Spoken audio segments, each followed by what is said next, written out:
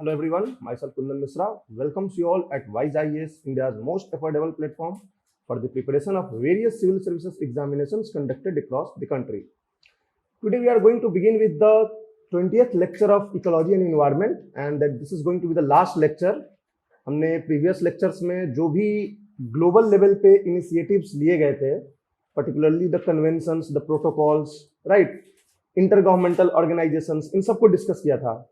जो हमारा रिमेनिंग बच रहा है वो है एक इंटरनेशनल लेवल पे जो नॉट फॉर प्रॉफिट ऑर्गेनाइजेशंस हैं जिनको हम इंटरनेशनल एनजीओज भी बोलते हैं, राइट. उनके बारे में थोड़ा डिस्कस करना है because such NGOs have been asked previously in the UPSC examinations so many times, right. तो इसलिए आपके बारे उनके बारे में कि वो किस पर्टिकुलर फील्ड से बिलोंग करते हैं, कहाँ बेस्ड हैं, क्या उनका काम है, किस तरह के कोई रिपोर्ट पब्लिश करते हैं या कुछ भी व्हाटएवर, वो इंफॉर्मेशन आपको पता होनी चाहिए. और उसके बाद फिर हम देखेंगे कि नेशनल लेवल पे क्या इनिशिएटिव्स लिए गए हैं हमारे इन्वायरमेंट को कंजर्व करने के लिए, राइट. मेनली हमें जो आज डिस्कस करना है वो international NGOs for environment conservation और national initiatives for environment conservation. इसके अलावा जो हमारा रह जाएगा वो करंट इश्यूज रह जाएगा इन्वायरमेंट से रिलेटेड, करंट अफेयर्स के जो क्लासेस में हम लोग डिस्कस कर लेंगे, right. So let's see what all things we have to discuss. अब इंटरनेशनल एनजीओज में हमने लास्ट में क्लास में डिस्कस किया था, स्टार्ट किया था, आईयूसीएन को डिस्कस किया था, बट इसके अलावा और भी एनजीओज हैं जिनके बारे में हमें डिस्कस करने हैं. जैसे कि हमने आईयूसीएन को डिस्कस किया था, राइट, आईयूसीएन को. उसके बाद हमने डिस्कस करना है WWF को, साइट्स हम लोग डिस्कस कर चुके हैं, ठीक है. साइट्स जो है वो इंटरनेशनल कन्वेंशन है, it's not an NGO, right. तो WWF को world wide fund for nature, right. And उसके बाद बर्ड लाइफ इंटरनेशनल,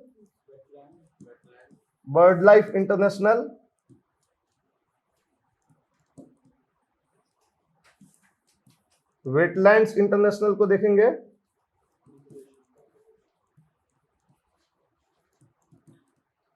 और लास्ट में हम not very important but little important conservation international को भी देख लेंगे.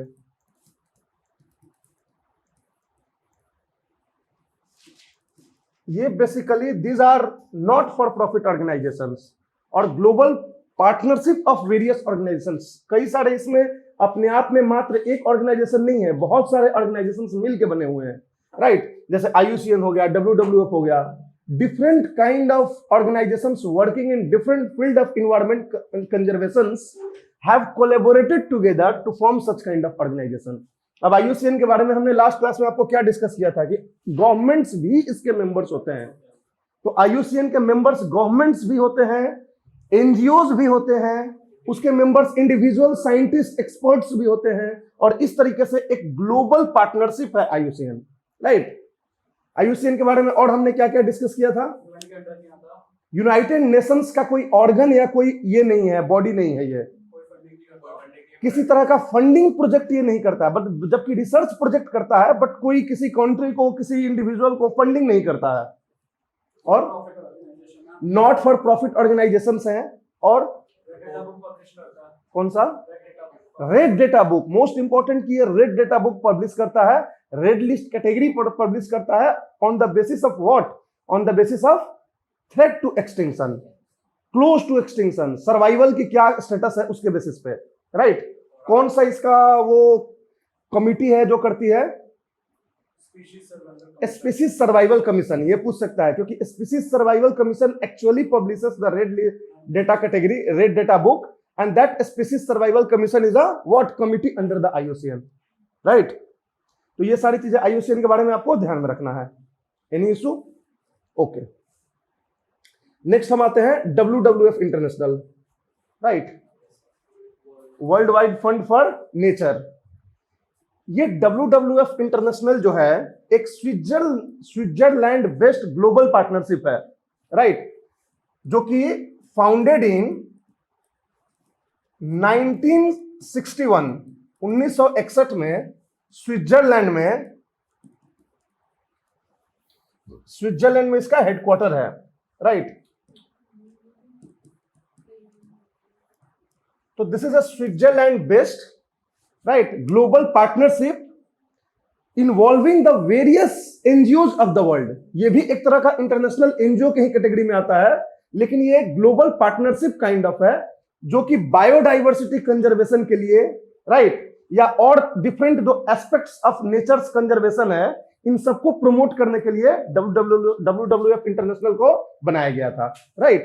तो WWF इंटरनेशनल के बारे में दो तीन चीजें आपको ध्यान में रखनी है कि WWF इंटरनेशनल का मेन रोल क्या है, ऑब्जेक्टिव क्या है, पहली चीज।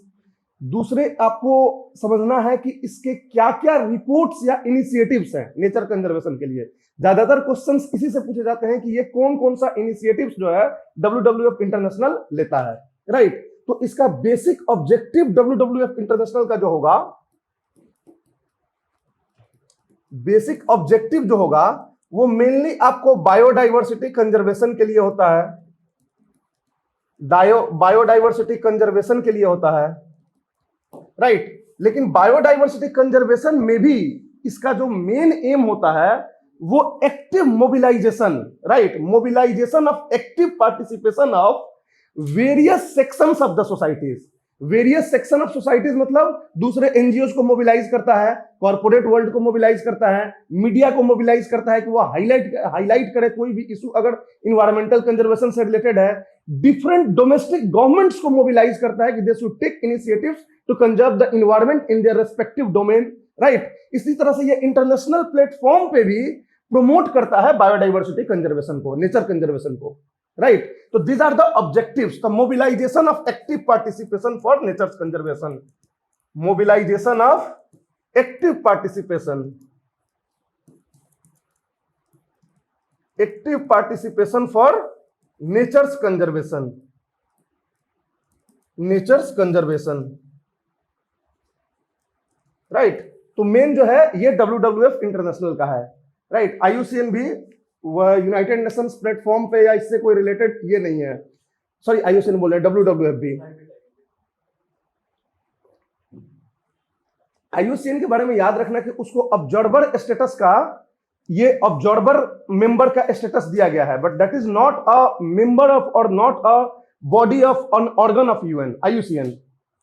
बहुत सारे ऐसे एनजीओज होते हैं जिनको यूनाइटेड नेशन जो है ऑब्जर्वर स्टेटस प्रोवाइड करता है, मतलब यू आर द ऑब्जर्वर, जो भी हमारी मीटिंग होगी उसमें आप आके बैठोगे ताकि इन्वायरमेंट से रिलेटेड कोई भी अगर मुद्दा होगा तो you will be allowed to take part in that, तो उसको बोलते हैं ऑब्जर्वर स्टेटस देना। IUCN को दिया गया है, राइट। तो WWF भी इनिशियली कोई इस तरह से मेंबर नहीं है या कुछ ऐसा, उसका कोई रोल नहीं होता है WWF के अफेयर्स में। तो बायोडाइवर्सिटी कंजर्वेशन हो गया, mobilisation of active participation for nature conservation हो गया। अब WWF इंटरनेशनल के बारे में इसके कुछ इनिशिएटिव्स आपको पता होनी चाहिए, राइट। जैसे सबसे पहला जो इसका इंपॉर्टेंट इनिशिएटिव होता है, ये लिविंग प्लैनेट रिपोर्ट करके एक रिपोर्ट पब्लिश करता है हर 2 साल पे। लिविंग प्लैनेट रिपोर्ट, ये रिपोर्ट ये पब्लिश करता है WWF एवरी 2 ईयर्स, हर 2 साल पे।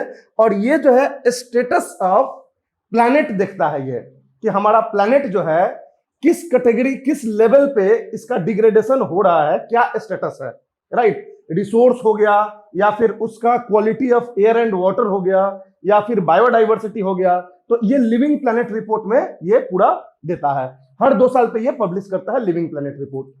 दूसरी चीज, अर्थ आवर करके एक ग्रासरूट मूवमेंट जो है WWF ने शुरू की थी, अर्थ आवर, राइट। अर्थ आवर का नाम सुने हो, नहीं सुने हो? ऐसा कुछ सुने हो कि 1 घंटे के लिए सारी लाइटें बंद की जाती है वर्ल्ड में, right, that is Earth our.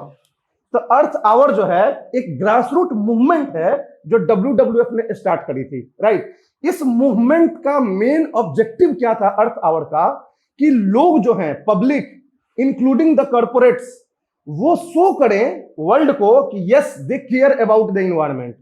और ये शो करने के लिए वो क्या करेंगे, तो 1 घंटे के लिए साल में कोई एक डेट ये फिक्स करता है, वो साल में 1 घंटे के लिए 8:30 बजे शाम से लेकर 9:30 बजे शाम को सारी लाइटें जो है ऑफ की जाएंगी, समझे। मतलब कमर्शियल नॉन एसेंशियल लाइटें, अब हॉस्पिटल्स के लाइट नहीं ऑफ किए जाएंगे कि ऑपरेशन हो रहा है और लाइट ऑफ कर दो, that should not be the case. Non essential lights जो है वो सारे ऑफ किए जाएंगे, कमर्शियल, कॉर्पोरेट और डोमेस्टिक सारे, राइट। ये शो करने के लिए रेस्पेक्टिव गवर्नमेंट को, रेस्पेक्टिव इंटरनेशनल फोरम को कि yes we care about our environment. तो इसके लिए अर्थ आवर सेलिब्रेट किया जाता है। First time Earth Hour celebrate किया गया था 2007 में, सिडनी से इसकी शुरुआत हुई थी, राइट। और ये जो है जनरली मार्च के मंथ में, लास्ट मार्च में जनरली डेट रखा जाता है, क्योंकि लास्ट मार्च में डेट रखने का हमारा मेन मोटो होता है कि अर्थ, सन जो है उस समय इक्वेटर के पास होता है, राइट। तो इक्वेटर के पास होता है तो ऑलमोस्ट सेम जो है एक तरह का इन्वायरमेंट होता है एक टाइम में हर जगह पे, राइट। तो इसलिए इसको वो टाइम लिखा जाता है। अभी हमारा इस साल 27 मार्च को 5 दिन बाद अर्थ आवर मनाया जाएगा, राइट। तो ये जो है 8:30 PM से 9:30 PM का टाइम होता है, जिसमें कि हम सारी लाइट्स को ऑफ करते हैं, right. This is Earth Hour, ठीक। तीसरा जो है ये एक अर्थ ओवरशूट डे कैलकुलेट करता है। अर्थ ओवरशूट डे, अर्थ ओवरशूट डे। नहीं, कट नहीं होती है, ये वॉलंटरी आपको अपना बंद करना होता है, समझे? हाँ, वो कोई पावर हाउस कट नहीं करती है लाइट को, ये वॉलंटरी होता है पूरी तरह से। आप अपने घर ऑफ कर दो, शो करने के लिए पूरा वर्ल्ड ऑफ करता है, सब लोग जो है, जो भी लोग हैं। अब आपको बहुत जगह नहीं मिलेगा इंडिया में देखने को, बट डेवलप्ड वर्ल्ड जो है इसको करते हैं, परसू करते हैं, राइट। तो 8:30 से 9:30 तक ऑफ करते हैं। नहीं, ऐसे कोई पावर हाउस कट नहीं होता है, ऐसा पावर कट कुछ नहीं होता है। हाँ, ये तो फिर आपको ये हो जाएगा ना, क्योंकि ये तो एनजीओ का है, तो ये थोड़ी है, एक तरह से ये मूवमेंट है, वॉलंटरी मूवमेंट है, आप खुद से ऑफ करो, राइट। तो इसमें कोई गवर्नमेंट का ये नहीं होता है, ठीक,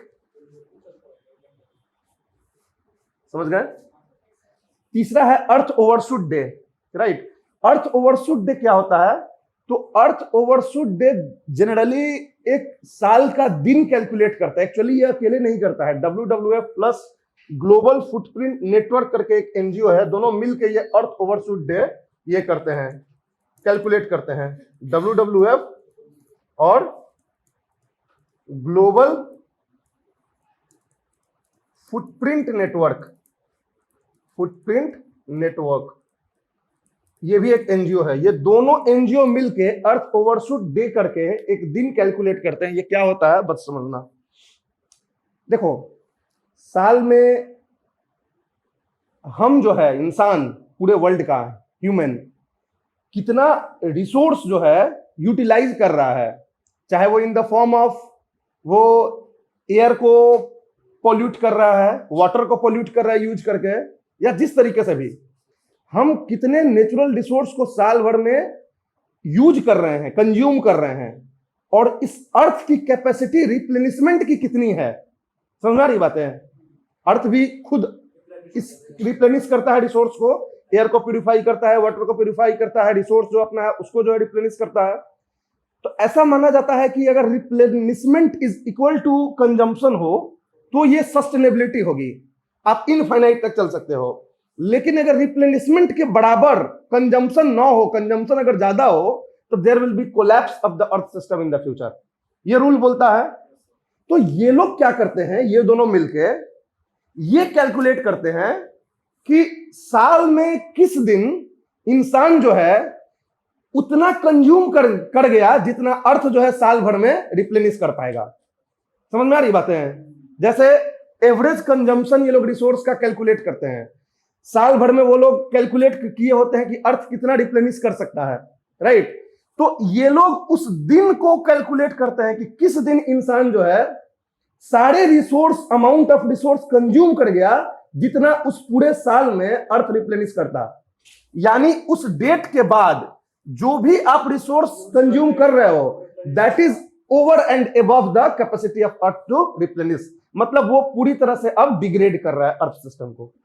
समझ में आ रही बात है? और इनके कैलकुलेशन के अकॉर्डिंग ये दिन अक्सर अगस्त में पड़ता है, राइट। कभी 2 अगस्त को पड़ गया, कभी 15 अगस्त को पड़ गया, 2007 में 15 अगस्त को पड़ गया था, ठीक है, हमारे इंडिपेंडेंस डे के दिन के। आज जो है अर्थ ओवरशूट डे है, राइट। तो अर्थ ओवरशूट डे का कंसेप्ट यही होता है, that day in the calendar year when the total consumption by the humanity over this earth is equal to the total capacity of the earth to replenish across the entire year.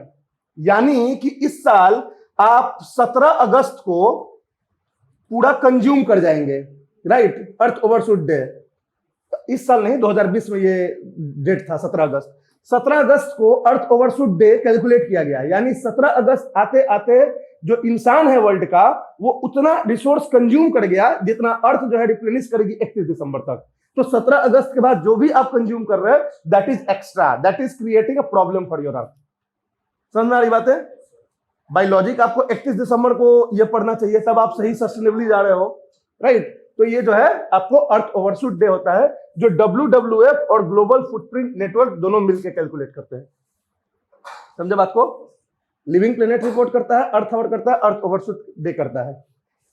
एक initiative इसने शुरू की थी, अब तो बहुत सारे institutions उस इनिशिएटिव को करते हैं, वो होता है debt for nature swap. Debt for nature swap ये एक इनिशिएटिव इसने शुरू की थी सबसे पहली बार WWF ने। ये डेट फॉर नेचर स्वैप क्या होता है?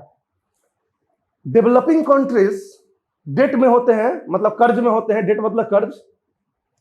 WWF क्या बोलता है कि आप जो है कमिटमेंट करो कि आप नेचर को कंजर्व करोगे, बदले में आपका जो ये कर्ज का भार है हम शेयर करेंगे, राइट। मतलब एक तरह से ये इंसेंटिवाइज करता है डेवलपिंग कंट्रीज को to go for the nature conservation in return to the sharing of their debt. तो आपके डेट को हम चुकाएंगे, माफ करेंगे, और with the help of the various partners जो इसके होते हैं, और इस तरह से डेवलपिंग कंट्रीज को ये ऑफर देते हैं नेचर कंजर्वेशन के लिए। लेकिन आप कमिटमेंट करो कि आप ये काम करोगे। अब डेवलपिंग कंट्रीज को लगता है कि मेरा कर्ज माफ होगा, तो उसको करता है। तो ये डेट फॉर नेचर स्वैप का जो कंसेप्ट है पहली बार WWF इंटरनेशनल ने स्टार्ट किया था, लेकिन अब इसी कंसेप्ट को बहुत सारे ऑर्गेनाइजेशंस यूटिलाइज कर रहे हैं। जैसे UNDP भी अब इसको ऑर्गेनाइज ये करता है, यूटिलाइज करता है, यूनाइटेड नेशंस डेवलपमेंट प्रोग्राम। वो बोलता है कि डेवलपिंग कंट्रीज को कि आप ऐसा करोगे तो हम आपका कर्ज को माफ करेंगे, या हम आपके कर्ज को शेयर कर लेंगे हम। तो इस तरीके का ये जो कंसेप्ट है पहली बार WWF ने ये किया था। हाँ, मतलब ये इस तरह से करता है debt for nature swap, right. Funding मतलब कि कोई रिसर्च प्रोजेक्ट्स को फंडिंग नहीं करता है, उसका एक ये डेट फॉर नेचर स्वैप है जिसके थ्रू डेट को शेयर करता है, राइट। तो इस कंडीशन में हाँ, इसके जो पार्टनर्स हैं, इसके जो फंड्स हैं, उसके हेल्प से ये करता है, राइट। इंडिविजुअल प्रोजेक्ट्स को पैसा नहीं देता है, इंडिविजुअल्स को पैसा नहीं देता है। क्लियर है? तो ये WWF इंटरनेशनल के बारे में आप लोग याद रखना। फिर हम आते हैं bird life international. Bird life international WWF, IUCN और बर्ड लाइफ, और आगे हम देखेंगे वेटलैंड इंटरनेशनल। ये चारों जो है इंटरनेशनल ऑर्गेनाइजेशन पार्टनर्स हैं किसके? रामसार कन्वेंशन के। रामसार कन्वेंशन में 5 इंटरनेशनल ऑर्गेनाइजेशन पार्टनर्स का मैं नाम बोला था ना, ये चारों उसमें होंगे, IUCN, WWF, bird life international, wetland international, और इसमें एक इंटरनेशनल वाटर मैनेजमेंट इंस्टीट्यूट भी था, 5वां, राइट। तो बर्ड लाइफ इंटरनेशनल हम देखते हैं कि क्या है। देखो, बर्ड लाइफ इंटरनेशनल 1922 में यूनाइटेड किंगडम में इस इंटरनेशनल एनजीओस का फाउंडेशन हुआ था, राइट। 1992 में यूनाइटेड किंगडम में, राइट। तो ये एक यूके बेस्ड एनजीओ है, राइट, जो मेनली काम करती है for the conservation of birds, their biodiversity and their habitat. तो बर्ड्स को, उनके हैबिटेट को और उनके बायोडाइवर्सिटी को बचाने के लिए के पर्पस से, के ऑब्जेक्टिव से 1922 में यूके में बर्ड लाइफ इंटरनेशनल का फाउंडेशन हुआ, राइट। और उससे अभी तक चल के वो काम कर रही है। बर्ड लाइफ इंटरनेशनल का मेन जो है वो पर्टिकुलरली बर्ड्स के लिए करती है, मोस्टली वाइल्ड बर्ड्स के लिए, राइट। तो अब इसमें जो है आपको 2 बातें याद रखनी होगी बर्ड लाइफ इंटरनेशनल के बारे में।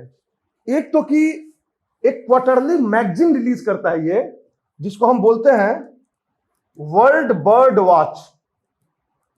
वर्ल्ड बर्ड वॉच करके एक मैगजीन होता है क्वार्टरली, जो ये पब्लिश करती है, जिसमें कि ये मेनली जो है स्टेटस ऑफ जितने भी न्यूज हैं, रिसेंट न्यूज हैं अबाउट एनी बर्ड्स, उनका स्टेटस, उनका क्या एक्सटिंक्शन का थ्रेट है, या फिर कोई आर्टिकल्स, ऑथोरिटेटिव आर्टिकल्स, जो किसी कोई रिनाउंड इंस्टीट्यूशन का आर्टिकल्स, इन सबको पब्लिश करती है वर्ल्ड बर्ड वॉच में, राइट। और ये क्वार्टरली मैगजीन होती है जो ये रिलीज करती है, पब्लिश करती है, and it contains all the news and articles about the status of various birds across the world, right. तो ये होता है वर्ल्ड बर्ड वॉच। दूसरा इसके बारे में याद रखना है कि ये जो है ऑफिशियल ऑथोरिटी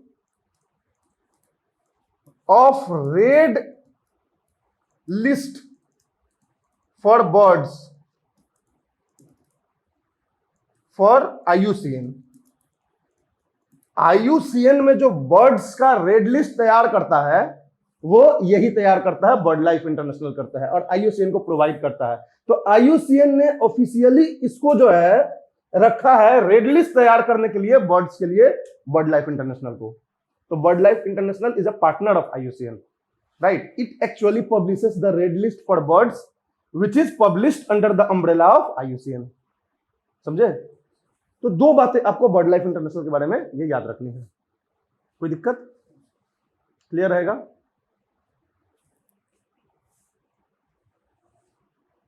फिर हमारा लास्ट होता है वेटलैंड इंटरनेशनल, राइट। और बर्ड लाइफ इंटरनेशनल भी इंटरनेशनल ऑर्गेनाइजेशन पार्टनर्स है, ठीक है, रमसार कन्वेंशन का। फिर हमारा आता है वेटलैंड इंटरनेशनल। देखो, वेटलैंड इंटरनेशनल एक नीदरलैंड्स बेस्ड एनजीओ है। This is a Netherlands based NGO.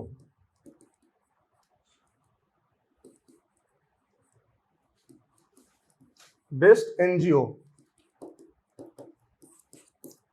Actually में ये वेटलैंड इंटरनेशनल तो 1995 में बना, मगर 1937 में एक इंटरनेशनल वाइल्ड फाउल इंक्वायरी करके ऑर्गेनाइजेशन बना था जो केवल बर्ड्स के लिए था। क्या था 1937 में? International Wildfowl Inquiry. This was an organisation that was founded in 1937 to conserve the population of birds, but later on बहुत सारे ऑर्गेनाइजेशंस को मिला के और धीरे धीरे 1995 में ये वेटलैंड इंटरनेशनल क्रिएट हो गया, जो केवल बर्ड्स के लिए नहीं जबकि पूरे वेटलैंड्स के लिए ये हो गया। तो वेटलैंड्स जब भी आता है तो wetlands is an important ecosystem that support the population of birds, तो ऑटोमेटिकली ये बर्ड्स के लिए भी करता है। तो वर्ल्ड वाइड जितने भी वेटलैंड्स को ये आइडेंटिफाई करता है, उनके डिग्रेडेशन को रोकने के लिए प्रोजेक्ट चलाता है, साइंटिफिक रिसर्च एंड मॉनिटरिंग का काम करता है, और साथ ही साथ ये प्रोमोट करता है उनके कंजर्वेशन को at the national and international platform, right. ये नेशनल गवर्नमेंट के साथ भी लाइजनिंग करता है, उनके साथ बात करता है और बातचीत करके उनको आइडेंटिफाई करके बताता है कि these all wetlands are endangered in your country and you need to look after that। तो इस तरीके से इंटरनेशनल प्लेटफॉर्म पे और नेशनल गवर्नमेंट्स को ये जो है एक तरह से अवेयर करता है, आइडेंटिफाई करके इनपुट प्रोवाइड करता है कि which all wetlands require a special kind of attention for their reclamation और कंजर्वेशन। समझ में आ रही बात है? तो ये वेटलैंड इंटरनेशनल का मेजर काम है, और ये भी जो है रमसार कन्वेंशन का इंटरनेशनल ऑर्गेनाइजेशन पार्टनर है। कोई दिक्कत? तो दिस इज वेटलैंड इंटरनेशनल। उसके बाद लास्ट हमारा बचता है conservation international. Conservation international, conservation international एक यूएस बेस्ड एनजीओ है, वर्जीनिया में। ये 1987 में इसका फाउंडेशन हुआ था। 1987 यूएसए वर्जीनिया स्टेट में इसका फाउंडेशन हुआ था, और ये एक तरह का एक रीजनल एनजीओ है, राइट। ये बेसिकली नेचर्स कंजर्वेशन से जितने भी रिलेटेड, जैसे क्लाइमेट चेंज हुआ, बायोडाइवर्सिटी कंजर्वेशन हुआ, तो हर एस्पेक्ट्स को ये देखता है, राइट। इसके बारे में एक चीज सबसे इंपॉर्टेंट है, वो क्या है? पहले डिस्कस किया था एक बार, इसका नाम और आया है पहले हम लोग के डिस्कशन में। बायोडाइवर्सिटी हॉटस्पॉट को आइडेंटिफाई करना और उसको डिक्लेयर करना, यही करता है कंजर्वेशन इंटरनेशनल। बायोडाइवर्सिटी हॉटस्पॉट जिस चैप्टर में हमने पढ़ाया था, याद करो, उसमें बोला था कि नॉर्मन मेयर करके जो इन्वायरमेंटलिस्ट थे, he was the first to introduce the concept of hotspot, biodiversity hotspot, and Conservation International is the American NGO that declares any area as biodiversity hotspot. तो आपसे क्वेश्चन पूछ सकता है कि बायोडाइवर्सिटी हॉटस्पॉट जो है वो कौन सा ऑर्गेनाइजेशन डिक्लेयर करता है? This is conservation international, right. तो वो बस एक फैक्ट इसके बारे में याद रखिएगा, otherwise it is not very important for the purpose of UPSC, right. तो बायोडाइवर्सिटी हॉटस्पॉट क्या होता है, याद है आपको? क्या होता है बायोडाइवर्सिटी हॉटस्पॉट? कौन कौन से कंडीशंस होते हैं बायोडाइवर्सिटी हॉटस्पॉट के लिए? एंडेमिक होने चाहिए, ठीक है। प्लांट स्पीसीज नहीं, वेस्कुलर प्लांट्स के species, at least 1500 vascular plants species endemic होने चाहिए उस रीजन के। 70% डिग्रेडेशन होना चाहिए वहां पे, एटलीस्ट मिनिमम 70% डिग्रेडेशन। दो ही देखो ऑब्जेक्टिव क्राइटेरिया, दो ही होता है। वैसे 3 कंडीशंस होते हैं, मतलब जो बायोडाइवर्सिटी हॉटस्पॉट के लिए, एक richness of species, endemicity of the species and degradation और थ्रेट। तो ये तीनों जो है कंडीशन होता है, थ्रेट परसेप्शन, रिचनेस और इंडेमिसिटी। और 2 ऑब्जेक्टिव क्राइटेरिया होता है किसी भी एरिया को बायोडाइवर्सिटी हॉटस्पॉट के अंदर रखने का। वो होता है कि उस एरिया में एटलीस्ट 1500 वेस्कुलर प्लांट्स जो होते हैं वो वहां के इंडेमिक होने चाहिए, वहां के ओरिजिनल होने चाहिए, और 70% वहां का बायोडाइवर्सिटी डिग्रेड कम से कम हो जाना चाहिए, 70 या 70 से ज्यादा। तो इस तरीके से इंडिया में कितने बायोडाइवर्सिटी हॉटस्पॉट्स हैं, मतलब कितने बायोडाइवर्सिटी हॉटस्पॉट्स को इंडिया शेयर करता है? वेस्टर्न घाट किसको किसको मिला के है? वेस्टर्न घाट्स और श्रीलंका को, दोनों को मिला के वेस्टर्न घाट बायोडाइवर्सिटी हॉटस्पॉट है। दूसरा है ईस्टर्न हिमालयाज। ईस्टर्न हिमालयाज में हमारा ब्रह्मपुत्रा का जो नॉर्थ वाला रीजन है, along with Bhutan and Nepal, वो ईस्टर्न हिमालयाज में आ जाता है। तीसरा होता है इंडो बर्मा, जिसमें कि हमारा ये नागालैंड, मिजोरम, मणिपुर एंड म्यांमार वाला एरिया आ जाता है। और चौथा होता है सुंडालैंड। सुंडालैंड में केवल हमारा निकोबार का छोटा सा एरिया आता है, बाकी सारे नीचे के south Asian countries, Indonesia, Philippines वगैरह आते हैं, राइट। तो इस तरह से 4 जो है बायोडाइवर्सिटी हॉटस्पॉट में इंडिया जो है ये है, राइट। सुंडालैंड, SUNDALAND, ये बहुत प्रोमिनेंट कई जगह पे नहीं दिया होता है। उसका कारण ये है कि इंडिया बस छोटा सा एरिया इंडिया का यहां पे शेयर होता है, बस निकोबार का, राइट। तो that is the conservation international, यही वो संस्था है, ऑर्गेनाइजेशन है, जो बायोडाइवर्सिटी हॉटस्पॉट को डिक्लेयर करती है कि this all areas are the biodiversity hotspot. तकरीबन 36 बायोडाइवर्सिटी हॉटस्पॉट्स को आइडेंटिफाई किया है अब तक कंजर्वेशन इंटरनेशनल ने। अब आते हैं हम national initiatives to conserve environment, right. Now coming to the national initiatives to conserve environment.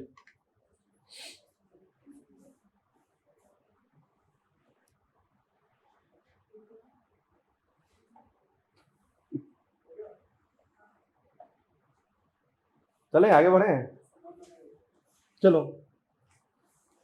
National initiatives to conserve environment, right. देखो अब तक जो देख रहे थे हम लोगों ने इंटरनेशनल लेवल पे इनिशिएटिव्स देखा, कन्वेंशंस देखा, प्रोटोकॉल्स देखा, एनवायरमेंटल ऑर्गेनाइजेशंस को देखा। अब हमारे कंट्री लेवल पे इंडिया ने क्या क्या स्टेप्स लिए हैं? मोस्ट ऑफ द स्टेप्स तो इंडिया ने इसलिए लिया है क्योंकि इसने साइन करके आया है ग्लोबल कन्वेंशंस पे, या फिर ग्लोबल प्लेटफॉर्म से इंडिया ने बहुत मतलब चैंपियनशिप करी है, तो कुछ ना कुछ आपको अपने कंट्री में भी दिखानी है करके। तो इसलिए national initiatives to conserve environment, और कुछ इनिशिएटिव्स ऐसे लिए गए हैं जो कि हमें धक्का लगा है तो हमें सीख मिला है।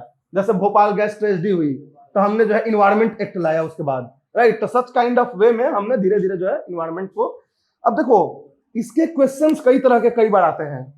हमारे कॉन्स्टिट्यूशन में कौन कौन से प्रोविजंस हैं पर्टिकुलरली जो हमें प्रमोट करते हैं कंजर्व एनवायरनमेंट के लिए? फंडामेंटल ड्यूटीज आर्टिकल 51A, उस फंडामेंटल राइट्स में आर्टिकल 21 के अंदर राइट टू क्लीन इन्वायरमेंट का राइट है, राइट। वो जो है सुप्रीम कोर्ट ने उसको जो डोमेन को बड़ा किया था, किस केस में?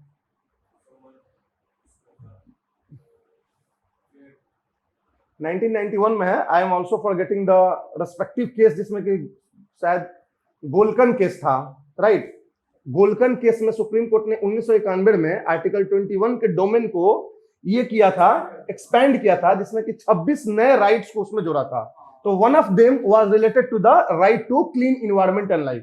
ठीक है, तो क्या, हाँ हाँ, तो इस तरीके से फंडामेंटल राइट्स भी हमारे प्रमोट करता है नेशनल इनिशिएटिव्स को टू कंजर्व इन्वायरमेंट, राइट। तो कॉन्स्टिट्यूशनल प्रोविजंस आपसे पूछा जाए, पहले तो national initiatives to conserve environment में आप क्या क्या लिखोगे, तो आप सबसे पहले लिखोगे कॉन्स्टिट्यूशनल प्रोविजंस। कॉन्स्टिट्यूशनल प्रोविजंस क्या क्या है हमारे कॉन्स्टिट्यूशन में, दैट प्रमोट्स आवर इन्वायरमेंट। दूसरा है हमारा लीगल प्रोविजंस। लीगल प्रोविजंस यानी एक्ट्स जो हमारे पार्लियामेंट ने बनाए हैं, राइट। और तीसरा जो है bodies.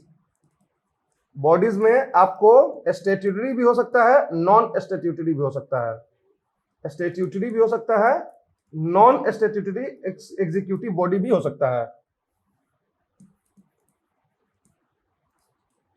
Right. Constitutional provisions, legal provisions and body, जिसमें statutory and non statutory. Statutory body मतलब जो किसी लॉ से बनाया गया हो, लॉ में लिखा हो कि ऐसी एक बॉडी बनानी है और इसलिए वो बॉडी बनाई गई है, तो उसको स्टैट्यूटरी बोलते हैं। लीगल प्रोविजंस मतलब कौन कौन से एक्ट्स पास्ड हैं। कॉन्स्टिट्यूशनल प्रोविजंस जो हमारे कॉन्स्टिट्यूशंस में दिए गए हैं, तो कॉन्स्टिट्यूशनल के कौन कौन से प्रोविजंस जो है वो कहीं ना कहीं इन्वायरमेंट कंजर्वेशन को प्रमोट करते हैं, राइट। तो फंडामेंटल राइट करता है, किसके अंदर करता है, आर्टिकल 21 के अंदर, right. Fundamental rights under article 21 promotes for the clean environment, right. DPSP में करता है, डीपीएसपी में कौन सा आर्टिकल करता है, ये तो फंडामेंटल ड्यूटीज हो गया, 48A। डीपीएसपी, डीपीएसपी बोल रहे हैं, directive principles of state policy, right. DPSP में आर्टिकल 48A बोलता है हमें कि हमें कंजर्व करना चाहिए इन्वायरमेंट को, एक्वेटिक इकोसिस्टम्स को, लेक्स, रिवर्स, सबको, बायोडाइवर्सिटी को, राइट। और फंडामेंटल ड्यूटीज में आर्टिकल 51A बोलता है। फंडामेंटल ड्यूटीज जो है उसमें आर्टिकल 51A बोलता है। और अगर इंप्लिसिटली देखना है आपको तो 73rd और 74th अमेंडमेंट एक्ट में भी जो पंचायती राज के लिए है, वहां भी कहीं ना कहीं इंप्लिसिटली हम इन्वायरमेंट के लिए वहां भी काम करेंगे, राइट। तो फिर आपको आ जाएगा ये आर्टिकल 243, राइट, 243, जिसमें कि हमारा 73rd और 74th अमेंडमेंट एक्ट से जो हम लोग लाए थे उससे भी हमारा कंजर्वेशन पे असर पड़ेगा, राइट। तो ये चार चीजें आप हमेशा याद रखिएगा कि ये हमारे कॉन्स्टिट्यूशनल प्रोविजंस हैं जो प्रमोट करते हैं हमारे यहाँ क्या, इन्वायरमेंट कंजर्वेशन को, राइट।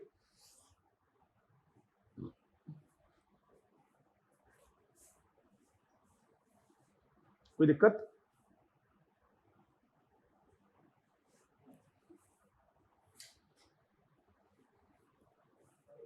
लिखा है। अब हम बात करते हैं लीगल प्रोविजंस की। बहुत सारे लीगल प्रोविजंस हैं वो डायरेक्टली जो है इन्वायरमेंट कंजर्वेशन को प्रमोट करते हैं, लीगल एक्ट्स, जिसमें सबसे पहला हमारा क्या आ जाएगा, वाइल्ड लाइफ एक्ट या wild life protection act.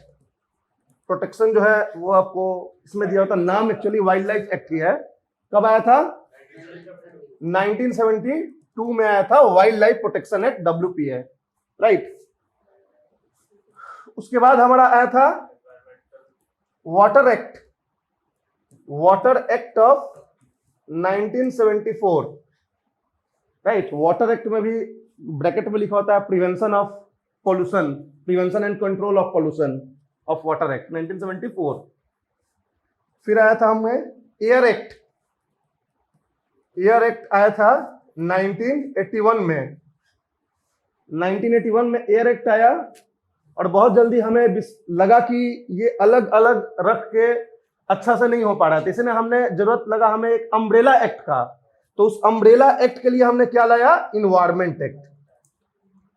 Environment act we brought as an umbrella act in 1986, right.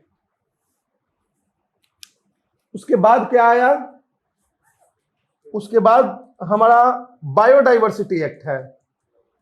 Biodiversity act कब आया? 2002 बायोडाइवर्सिटी एक्ट। उसके बाद फिर 2010 में हमारा आया एनजीटी एक्ट, राइट। और फिर 2010 में हम क्या लाए? NGT act, national green tribunal act 2010। वैसे पहले भी ग्रीन ट्रिब्यूनल से रिलेटेड बहुत सारे एक्ट 1997 95 में थे, बट सबको मिला के और एक कॉम्प्रिहेंसिव एक्ट बनाने के लिए 2010 में नेशनल ग्रीन ट्रिब्यूनल एक्ट 2010 में लाए, जिससे हम नेशनल ग्रीन ट्रिब्यूनल बनाए। ठीक है, तो these are the various legal provisions for the conservation of environment. तो let's see one by one. और इसी एक्ट के अंदर जो बनाए गए हैं बॉडीज, उनके बारे में भी हम देखेंगे, राइट। जैसे वाइल्ड लाइफ प्रोटेक्शन एक्ट में क्या बनाया गया है? National board for wild life, right. तो इसको जो है इसके अंदर हम देखेंगे। देखो,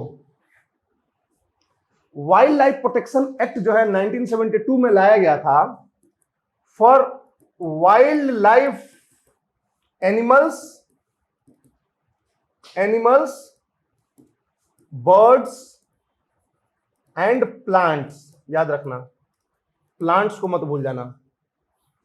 वाइल्ड लाइफ से बहुत लोग को लगता है कि this is only for animals, but wild life protection act is for plants also, right. तो wild life animals, birds and plants को कंजर्व करने के लिए, राइट, ये लाया गया। ये बेसिकली लाया इसलिए गया था कि उस समय बहुत ज्यादा हंटिंग एंड पोचिंग्स होते थे, इलीगल स्मगलिंग्स होते थे, पेड़ काटना, ये सारी चीजें। तो इनको रोकने के लिए hunting, poaching, illegal cutting of trees, smuggling of would, इनको रोकने के लिए वाइल्ड लाइफ प्रोटेक्शन एक्ट लाया गया, राइट। इसमें हम एनिमल्स को, बर्ड्स को और प्लांट्स को, तीनों को प्रोटेक्ट करने के लिए हमने प्रोविजंस बनाए थे, राइट। इसी प्रोविजन के according, under this provision wild life protection act, हमने national park, wild life sanctuary, community reserves और conservation reserves, not biosphere reserves. Biosphere reserve man and biosphere programme 1975 में जो हुआ था वर्ल्ड लेवल पर, उससे आया था, राइट। तो इसी के थ्रू हमने क्या प्रोविजंस लाया था? हमने ये प्रोविजन लाया था कि हर state government, every state government, if thinks necessary, can declare any area as national park or wildlife sanctuary। तो नेशनल पार्क या वाइल्ड लाइफ सेंचुरी जो बनाई जाती है हमारे यहाँ, वो इसी एक्ट के थ्रू बनाई जाती है। National parks and wild life century कौन बनाता है? Wild life sanctuaries initially state बनाता है, लेकिन कुछ एक्स्ट्रा कंडीशन में, एक्स्ट्रा ऑर्डिनरी सर्कमस्टांसेस में सेंट्रल भी बना सकता है, राइट। तो स्टेट्स मेनली बनाते हैं। पहले जो है प्रोविजन में ये बोला जाता है कि स्टेट्स बनाएंगे, बट अगर कुछ ऐसा लगता है सेंट्रल गवर्नमेंट को कि नहीं स्टेट्स नहीं कर रहे हैं, जबकि जरूरी है, तो central government can also declare. तो national parks, wild life sanctuaries, इसके अलावा community reserves and conservation reserves, ये सारी चीजें हमने डिस्कस किया है डिटेल में, राइट। ये सारी चीजें भी किसके अंदर आती हैं? वाइल्ड लाइफ प्रोटेक्शन एक्ट के अंदर बनाया जाता है, राइट। कोई दिक्कत? क्लियर रहेगा? अब देखो, वाइल्ड लाइफ एक्ट के बारे में याद रखना कि ये जो है on the basis of the status of extinction, मतलब कि कितना क्लोज है, कौन एक्सटिंक्शन से या कितना खतरे में है, स्टेटस ऑफ डेंजर। जो एनिमल्स होते हैं वो 5 शेड्यूल्स में बांटे गए हैं, right, 5 schedules.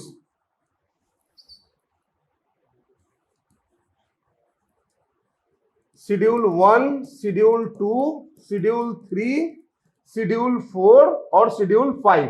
There are 5 schedules of animals and schedule 6 is for plants. जो शेड्यूल 6 होता है इसका, वो प्लांट्स के लिए होता है, और एनिमल्स, बर्ड्स, इन सब के लिए शेड्यूल 1, 2, 3, 4, 5 है, राइट। अब 1, 2, 3, 4, 5 में 2-4 बातें याद रखना है कि जो शेड्यूल 1 है and part 2 of schedule 2, part 2 of schedule 2, ये दोनों जो हैं ये एब्सोल्यूट प्रोटेक्शन इनको मिला है। एब्सोल्यूट प्रोटेक्शन, एब्सोल्यूट प्रोटेक्शन का मतलब होता है कि आप किसी भी कीमत पे इनको नहीं मार सकते हैं, right. There is no exception to this. समझ में आ रही बात है? अनटिल एंड अनलेस कि ये आपका दूसरा कोई लॉ जो ये बोलता है आपको कि सेल्फ डिफेंस में आप किसी चीज को भी मार सकते हैं, तो वो लॉ बीच में ना आ जाए। अब बाघ आपको ये कर रहा है, आपको खाने के लिए दौड़ रहा है आपके तरफ, आपके हाथ में बंदूक है, तो ऑफ कोर्स आप बंदूक चलाएंगे अपनी जान बचाने के लिए, राइट। लेकिन you will have to prove through the another legal provision कि सेल्फ डिफेंस में आप किसी को भी मार सकते हैं, उसके अलावे किसी भी कंडीशन में आप इसको नहीं मार सकते हैं, राइट। चाहे वो आपका सामान बर्बाद कर रहा हो, चाहे वो आपका ये कर रहा हो, घर तोड़ रहा हो, यू कांट किल देम। तो एब्सोल्यूट प्रोटेक्शन, इनके लिए जो पेनाल्टी है वो सबसे हाई है, डिपेंडिंग अपॉन द डिफरेंट ये, तो पेनाल्टी हाई है। और जो मेन जो ज्यादा थ्रेट के रिलेटेड जो एनिमल्स हैं वो यहां रखा जाता है, और सबके लिए जो है same amount of protection provide किया जाता है। तो जो भी एनिमल्स शेड्यूल 1 में होंगे, all will have same kind of protection and absolute protection is given to schedule 1 and part 2 of schedule 2। इनके अलावे जितने हैं इनके लिए भी प्रोटेक्शन है, 2, 3, 4 के लिए भी, राइट। क्या हुआ बोलो? 2, 3, 4 के लिए भी प्रोटेक्शन है, लेकिन ये थोड़ा लिबरलाइज्ड है, लेस देन द शेड्यूल 1, राइट। तो schedule 3, schedule 4 and some animals of schedule 2 have the protection lesser than the schedule 1, right। अब शेड्यूल 5 क्या है? शेड्यूल 5 इज फॉर वर्मिन, ये हमेशा न्यूज में रहता है, याद रखना। वर्मिन एनिमल्स ये होते हैं, मार सकते हो, यस मार सकते हो, लेकिन इसमें ध्यान रखना कि कोई ये परमानेंट लिस्ट नहीं होता है। वर्मिन जो होता है वो ये शेड्यूल 2, 3, 4 में से ही एनिमल्स को निकाल के टेम्पोरेरी बेसिस पे शेड्यूल 5 में रखते हैं, और जब टेम्पोरेरी बेसिस पर शेड्यूल 5 में रखोगे देन यू कैन किल, तब उसकी किलिंग अलाउड होती है, राइट। जैसे बहुत सारे ऐसे एनिमल्स होते हैं जो बिल्कुल उपद्र मचा देते हैं, जिनकी वजह से बहुत ज्यादा आपको इकोनॉमिक लॉस होता है। जैसे बंदर जो है सारा ये ऑर्चर्ड फार्मिंग को खराब कर देता है, रेसस मंकी जो आपको ज्यादातर वहां मिलते हैं उत्तराखंड में। उसी तरह से नीलगाय जो है वो एक बार घुस के पूरा खेत को खराब कर देती है, तो नीलगाय हो गई।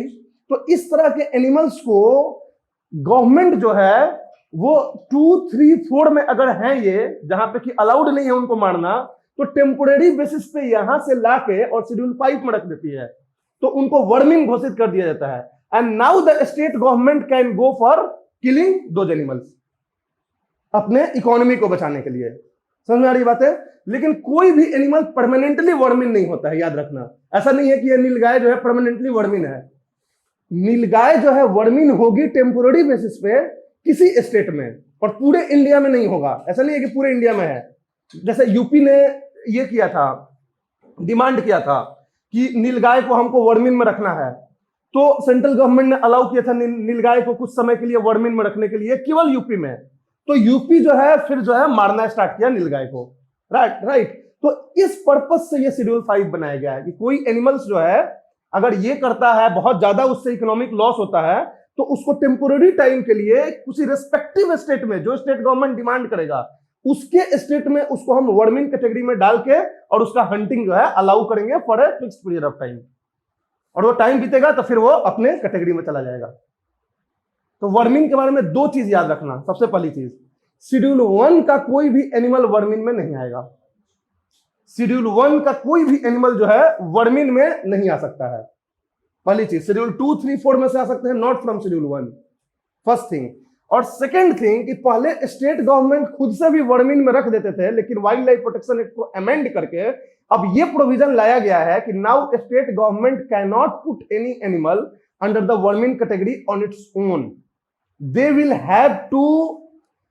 Have to ask to the central government for that, और जो सेंट्रल गवर्नमेंट है वो डिक्लेयर करेगी किसी भी एनिमल को किसी भी रेस्पेक्टिव स्टेट में वर्मिन कैटेगरी में ले जाने के लिए। समझ में आ रही बात है? तो ये कंप्लीटली अब सेंट्रल गवर्नमेंट करती है, नॉट स्टेट गवर्नमेंट। क्लियर है? तो ये वर्मिन का कैटेगरी 5 का रूल होता है। और कैटेगरी 1 वाला कभी भी कैटेगरी 5 में नहीं जाएगा, शेड्यूल 5 में नहीं जाएगा। क्लियर है? राइट। और शेड्यूल 6 जो है प्लांट्स के लिए होता है, इसके लिए भी अपने रेस्पेक्टिव जो है प्रोविजंस हैं। कोई दिक्कत? राइट।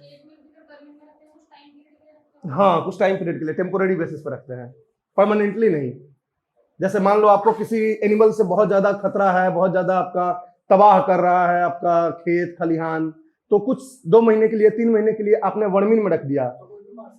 कोई भी ऐसे जनरली कोई भी नहीं मार सकता है। वैसे भी स्टेट गवर्नमेंट्स क्या करते हैं, हायर करते हैं हंटर्स को, राइट। अब ये अलग बात है कि आप भी अप्लाई करो कि आप भी हंटिंग करना चाहते हो, अलाउ करेगी, तो जनरली हंटर्स को हायर करते हैं और उनको भी मारा जाता है तो बहुत सारे इंस्ट्रक्शंस के साथ और करके और इस तरह से उसको मरवाते हैं, राइट। तो ऐसे कंडीशंस होते हैं, तो इस तरीके से वर्मिंग को ये अलाउ करते हैं। कोई दिक्कत? ओके। और 6 जो है प्लांट्स होता है। तो ये हो गया आपको 1 2 3 4 5 6 शेड्यूल्स जो वाइल्ड लाइफ प्रोटेक्शन एक्ट के अंदर आते हैं। कोई दिक्कत? ठीक है, तो ये हो गया वाइल्ड लाइफ प्रोटेक्शन एक्ट। अब इसके बारे में आपको एक चीज याद रखना है कि एक इसमें संस्था बनाई गई थी, national board for wild life, right. National board for wild life बनाई गई थी, वो वाइल्ड लाइफ प्रोटेक्शन एक्ट के थ्रू बनाई गई थी। And this board is chaired by whom? Prime minister of India, PM of India chairs this board. ये board के जो चेयरमैन होते हैं वो प्राइम मिनिस्टर ऑफ इंडिया होते हैं, और जो वाइस चेयरमैन होते हैं वो कौन होते हैं? Vice prime minister. वो तो है ही नहीं हमारे यहां अभी। वाइस चेयरपर्सन होते हैं minister of environment and climate change, right. Minister of environment, forest and climate change, जो हमारी MOEFCC है, ministry of environment, forest and climate change, उसके जो मिनिस्टर होते हैं वो जो है इसके वाइस चेयरपर्सन होते हैं, राइट। और प्राइम मिनिस्टर ऑफ इंडिया इसके चेयरपर्सन है। तो ये जो है आपका national board for wild life हुआ। National board for wild life actually कोई भी प्रोजेक्ट चलाना है, अगर आपको नेशनल पार्क और सेंचुरी के आसपास या उसके अंदर, तो उसके लिए सबसे पहले अप्रूवल आपको national board for wild life से लेनी पड़ेगी। तो national board of wildlife is the approving body for any projects that has to be conducted in and around the national park and wild life sanctuaries. पहली चीज याद रखना। दूसरी चीज कि any alteration in the boundary of wild life sanctuaries और national parks cannot be done without approval of the National Board for Wildlife। तो national board of wild life के अप्रूवल के बाद ही कोई भी जो चेंज होता है नेशनल पार्क्स और वाइल्ड लाइफ सेंचुरी के बाउंड्री में वो हो सकता है, इनके अप्रूवल के बिना नहीं हो सकता है। तो ये इनका मेन पावर होता है, राइट। कोई दिक्कत? तो ये national board for wild life होते हैं। क्या बोलो? पहला था कि कोई भी प्रोजेक्ट अगर लॉन्च करना है, कंडक्ट करना है नेशनल पार्क के अंदर या उसके आसपास, तो इनसे पूछ के अप्रूवल के बाद ही होगा, उसके अलावा इनके बिना नहीं होगा। उसके बाद ये लोग क्या करते हैं कि ये लोग जो है गवर्नमेंट को एडवाइस करते हैं in the framing of any policy for the conservation of the wild life. तो वाइल्ड लाइफ कंजर्वेशन से रिलेटेड कोई भी एक्ट, कोई भी लेजिस्लेशन या कोई भी पॉलिसी बनाने से पहले they will give the input, they will give their what, जो भी एडवाइजरी फंक्शन होता है इनका, एडवाइस करते हैं, उसके बेसिस पे गवर्नमेंट जो है अपना ये तैयार करती है कि कैसा बनाना है। तो कोई भी वाइल्ड लाइफ कंजर्वेशन से रिलेटेड एक्ट होता है तो national board for wild life उसको पास करती है, राइट, तब वो पेश किया जाता है। कोई दिक्कत? तो that is the about the national board for wild life. Now next is water act of 1974। अब 1974 में वाटर एक्ट आया, राइट।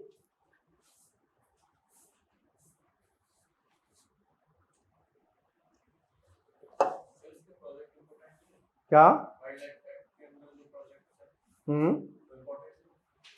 यार इंपॉर्टेंट तो होते हैं, कई बार पूछे जा सकते हैं, बट ऐसे बहुत सारे प्रोजेक्ट्स हैं, project tiger, project elephant, project vulture, project snow leopard, right. तो हमने मतलब वन बाय वन, अब उसमें क्या होता है ना कि क्वेश्चंस वो पूछ सकते हैं जो उस समय रेसेंट न्यूज में हो। जैसे सपोज मान लो कि प्रोजेक्ट एलिफेंट अभी न्यूज में चल रहा है, तो प्रोजेक्ट एलिफेंट से वो लोग क्वेश्चन पूछ सकते हैं। प्रोजेक्ट वल्चर न्यूज में चल रहा है तो उससे क्वेश्चन पूछ सकते हैं।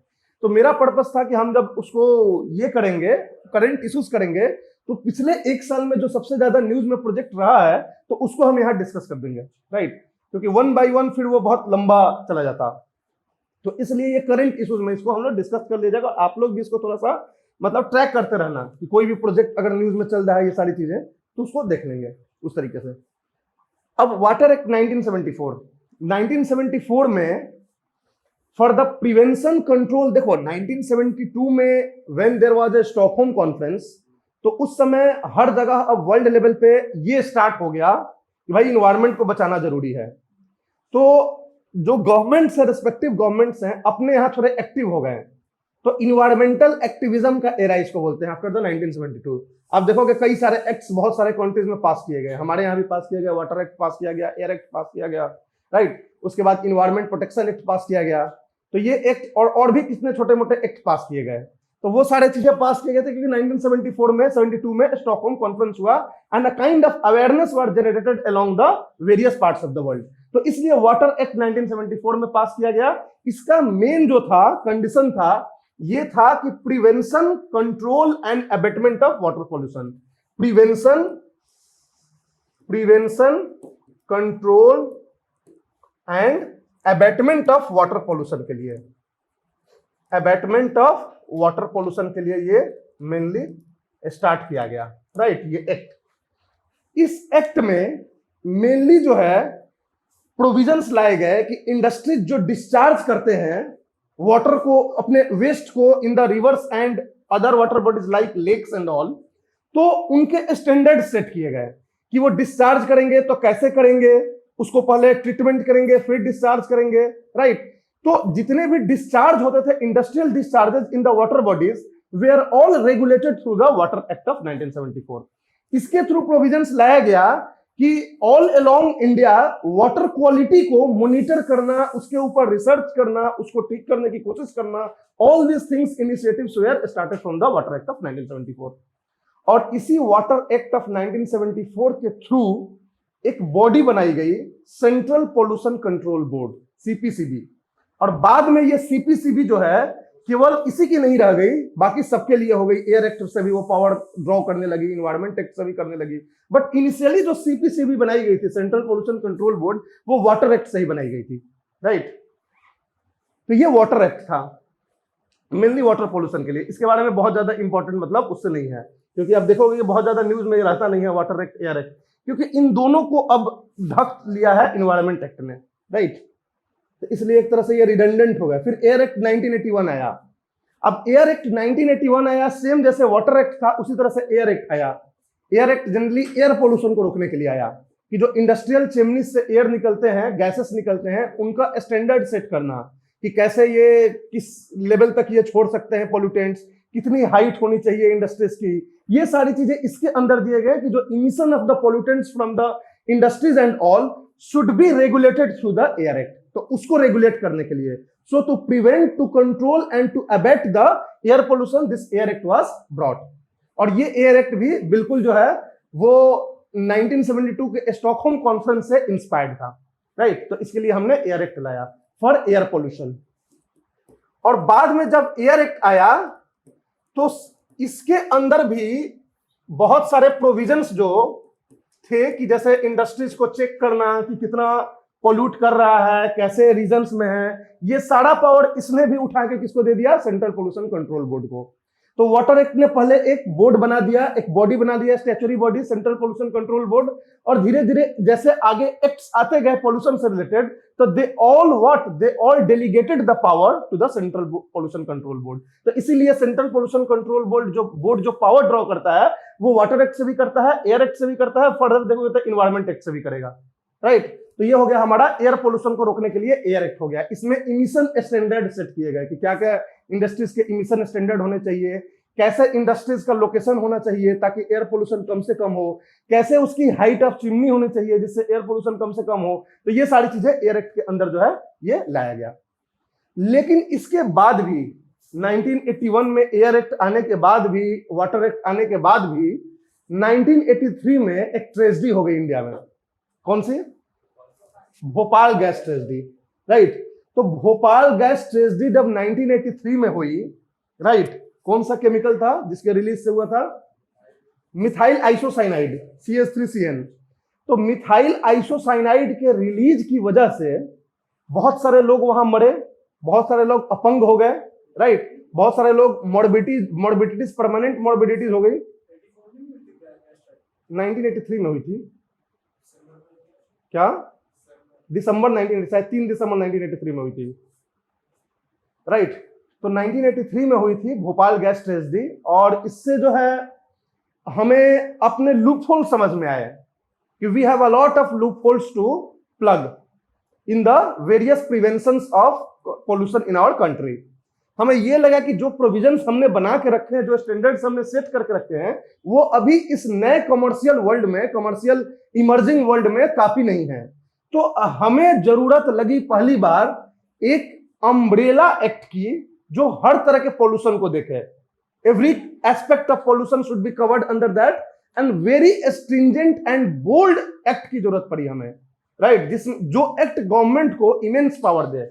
एयर एक्ट, वाटर एक्ट ने गवर्नमेंट को बहुत ज्यादा पावर नहीं दे रखा था। Government was not very powerful, इसलिए तो वो बच के निकल भी गया, क्योंकि उस समय हमारे पास प्रोविजंस भी नहीं थे उनको बहुत ज्यादा उसके ऊपर लायबिलिटी सेट करने की। तो देयर आफ्टर जो है हम क्या हुआ कि इन्वायरमेंट एक्ट इसलिए 1986 में लाए। तो environment act of 1986 was the outcome of our learning from the Bhopal gas tragedy, समझे। तो भोपाल गैस ट्रेजेडी दोबारा इस तरह का ना हो, इसलिए हमने इन्वायरमेंट एक्ट ऑफ 1986 पास किया। It was a very bold measure that give a lot of power in the hands of central government, right, to prevent any kind of water pollution और air pollution related issues in our country. तो इसके लिए environment act 1986 लाया गया, right. अब environment act 1986 जो है basically क्या करता है?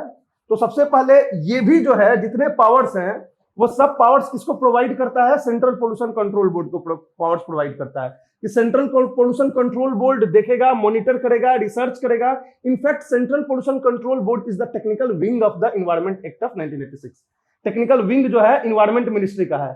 तो इन्वायरमेंट मिनिस्ट्री ने ये एक्ट लाया 1986 में, राइट। इस एक्ट में सबसे पहले इट इंपावर्ड गवर्नमेंट, इसने इंपावर्ड किया सेंट्रल गवर्नमेंट को to make stringent rules for various entities that is creating any kind of pollution. तो ये बेसिकली इन्वायरमेंट एक्ट 1986 जो है पोल्यूशन को रोकने के लिए था। इन्वायरमेंट से आप ये मत सोचना कि बायोडायवर्सिटी कंजर्वेशन भी इसमें हो सकता है या फिर इसमें आपको क्लाइमेट चेंज भी हो सकता है। तो ये सब सब्सिडियरी पार्ट है, क्योंकि पोल्यूशन से तो बायोडायवर्सिटी भी लॉस होता है, लेकिन एक्चुअल में जो इन्वायरमेंट एक्ट 1986 था ये पर्टिकुलरली पोल्यूशन के लिए था। To control the pollution, water pollution, air pollution, soil pollution, noise pollution, every kind of pollution, their control, prevention and abatement is covered under the environment act. बाकी जो अलग अलग थे, एयर एक्ट एयर के लिए, वाटर एक्ट वाटर के लिए, इन सबको जो है वो एक साथ एक अम्ब्रेला एक्ट के अंदर डाल दिया गया। वो सब भी हैं लेकिन इनको जो है इसको डाल दिया गया इसके अंदर, राइट। तो ये हो गया आपका empowered central government to take stringent provisions और stringent actions against the various entities causing the pollution, different kind of pollutions in our environment, right? तो इसके बारे में 3-4 चीजें आपको याद में रखना है। एक तो कि जो पेनाल्टी प्रोविजंस इसने लाया वो वेरी हाई रहा था, स्ट्रिक्ट पेनाल्टी प्रोविजन, स्ट्रिक्ट, पहली बार इतना स्ट्रिक्ट पेनाल्टी प्रोविजंस लाया गया इन्वायरमेंट के लिए। याद, उससे पहले इन्वायरमेंट को कौन पूछता था, राइट। लेकिन इन्वायरमेंट एक्ट ऑफ 1986 ने पहली बार ऐसा प्रोविजन लाया कि कम से कम अगर आप इसके किसी भी रूल को वायलेट करते हो, कंट्रावीन करते हो, तो you can have an imprisonment up to 5 years और a fine up to 1 lakh और बोथ, समझे। तो जो मिनिमम प्रोविजन था इसके पेनाल्टी का वो था कि the imprisonment up to 5 years और the fine up to 1 lakh और दोनों। और इसके बाद भी अगर आप कंटिन्यू करते हो, राइट, तो फिर फाइन के रूप में आपको हर दिन 5,000 रुपया, राइट, या तो फिर आपको 7 साल तक आपको कैद हो सकता है अगर इन्वायरमेंट एक्ट के किसी भी रूल को आप अगर ये करते हो, क्या बोलते हैं, वायलेट करते हो। तो समझ में आ रही बात है। तो on the basis of strict penal provision it become very important, right. उसके बाद इसने क्या किया कि लोकस स्टेंडी का प्रिंसिपल समझते हो? लोकस स्टेंडी का एक लीगल टर्म होता है, लोकस स्टेंडी। क्या होता है? लॉ में एक टर्म होता है लोकस स्टेंडी।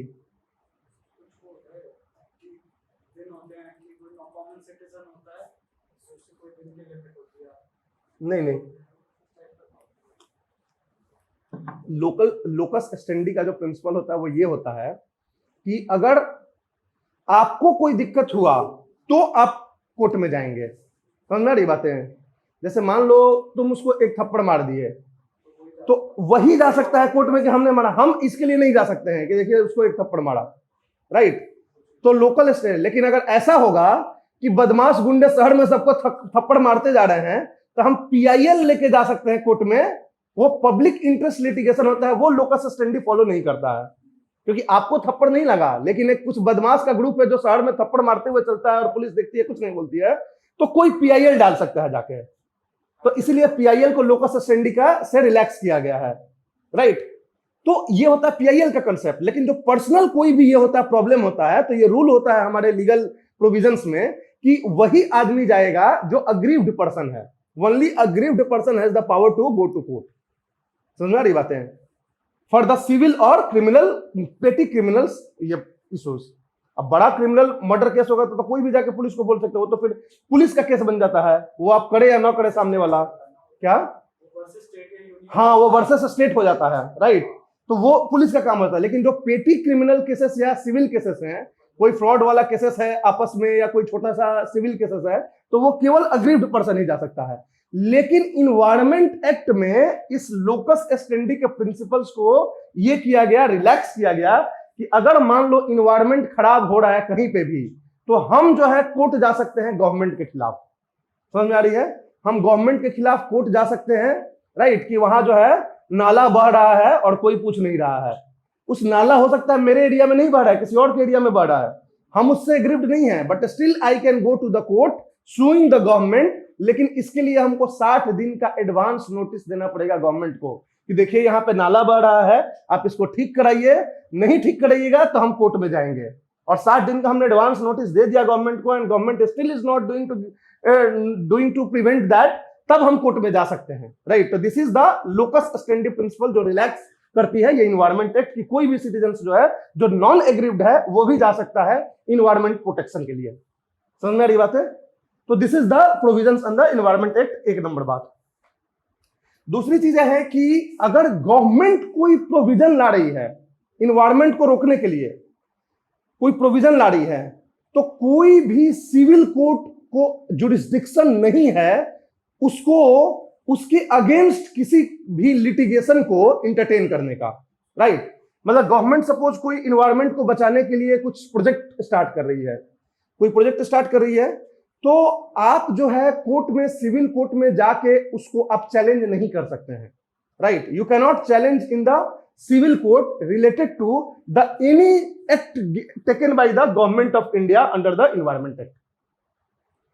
इसके लिए आपको बना हुआ है National green Tribunal, right. National green Tribunal में जाइए, ट्रिब्यूनल इसलिए बनाए जाते हैं, राइट, क्योंकि वो जुरिस्डिक्शन जो है सिविल कोर्ट पे ना हो इसके लिए, राइट। तो ये एक इसने स्पेशल पावर दिया है गवर्नमेंट ऑफ इंडिया को कि गवर्नमेंट ऑफ इंडिया अगर कोई एक्शन ले रही है इन्वायरमेंट को प्रोटेक्ट करने के लिए, पॉल्यूशन को रोकने के लिए, तो कोई आदमी जो है या अपोजिशन जो है जाके सिविल कोर्ट में केस करके उसको ब्लॉक ना करे, समझे। तो सिविल कोर्ट की जो जुरिस्डिक्शन है यहाँ पे लिमिटेड हो गई है इन्वायरमेंट एक्ट ने। इन्वायरमेंट एक्ट ने सिविल कोर्ट के जुरिस्डिक्शन को लिमिटेड कर दिया है, इसने गवर्नमेंट को भी इंपावर कर दिया है और इसने पब्लिक को भी इंपावर कर दिया है। समझ में वाली बात है? तो इसलिए ये एक बोल्ड मेजर था, स्ट्रिक्ट प्रोविजंस हो गए पेनल्टी के, इसलिए ये बोल्ड मेजर था। समझे बात को? कोई दिक्कत? क्लियर है? उसके बाद इसने जेनेटिक इंजीनियरिंग से किसी तरह का प्रॉब्लम ना हो, राइट, या जेनेटिक इंजीनियरिंग का रिसर्च से रिलेटेड हो या फिर उसके फील्ड इंट्रोडक्शन से रिलेटेड कोई भी प्रोजेक्ट हो, इसको कंडक्ट करने के लिए या देखने के लिए इसने एक अलग कमिटी बनाई थी, जेनेटिक इंजीनियरिंग अप्रेजल कमिटी। तो genetic engineering appraisal committee GEAC is a committee formed under the Environment Act of 1986, and this committee actually conducts or introduce any genetically modified organisms related species। या कोई private अगर research कर रहा है तो इसके ऊपर जो है इसकी अप्रूवल चाहिए होता है जीईएसी के लिए। या आप कहीं से इंपोर्ट कर रहे हैं किसी, आप जेनेटिक इंजीनियरिंग से रिलेटेड जेनेटिक मॉडिफाइड ऑर्गेनिजम्स हो तो जीईएसी का अप्रूवल चाहिए होता है। तो GEAC is a committee formed under the environment act to provide approval for any conduction of research, for any field introduction of genetic modified organisms or any transfer and handling। तो उसके लिए GEAC बनाई गई थी।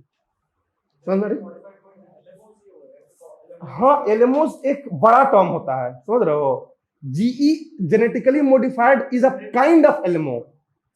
Living modified organisms में हो सकता है आप जेनेटिक लेवल पे नहीं मॉडिफाई किए हो, ऊपर लेवल पे किए हो, तो भी वो एलएमओ कहलाएगा। लेकिन जेनेटिक मॉडिफाइड ऑर्गेनिज्म तब कहलाएगा जब वो जीन्स के लेवल पर किया होगा।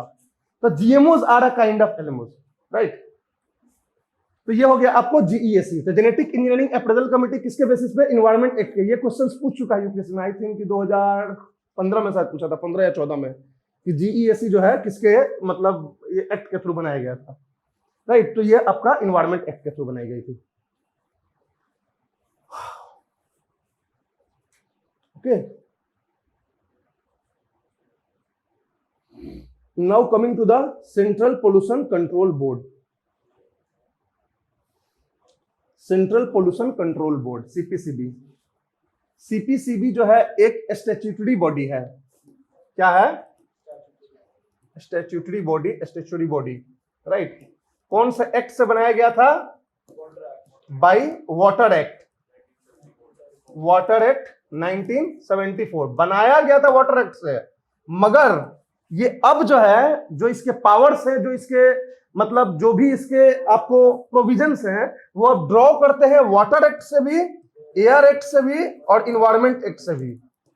एयर एक्ट से भी और इन्वायरमेंट एक्ट से भी, मतलब जो भी सक्सेसिव एक्ट बनते गए वो सब अपनी जिम्मेदारी जो है वो सीपीसीबी को देते गए, सेंट्रल पोल्यूशन कंट्रोल बोर्ड को, राइट? लेकिन बना किससे था? वाटर एक्ट से था। कोई दिक्कत?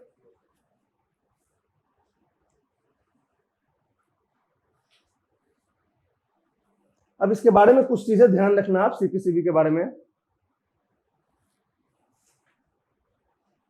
पहली चीजें ध्यान रखना कि सेंट्रल पोल्यूशन कंट्रोल बोर्ड किन किन टाइप ऑफ पोल्यूशन के लिए है। एयर पोल्यूशन के लिए भी है, एयर पोल्यूशन के लिए भी है, वाटर पोल्यूशन के लिए भी है, लैंड पोल्यूशन के लिए भी है, प्लस नॉइज पोल्यूशन के लिए भी है, और वेस्ट मैनेजमेंट के लिए भी है। वेस्ट मैनेजमेंट से रिलेटेड कोई होगा, वेस्ट डिस्पोजल या मैनेजमेंट, इसके लिए भी यही है, right? Air pollution, water pollution, land pollution, noise pollution, waste disposal and management सब जो है सेंट्रल पोल्यूशन कंट्रोल बोर्ड का काम होता है। It is a technical wing of ministry of environment, forest and climate change. Ministry of environment, forest और climate change के अंदर ये आता है CPCB. CPCB comes under ministry of environment, forest and climate change and it is a technical wing of the MoEFCC. Technical wing मतलब कि उसको technical सारा सर्विसेज प्रोवाइड करता है, राइट?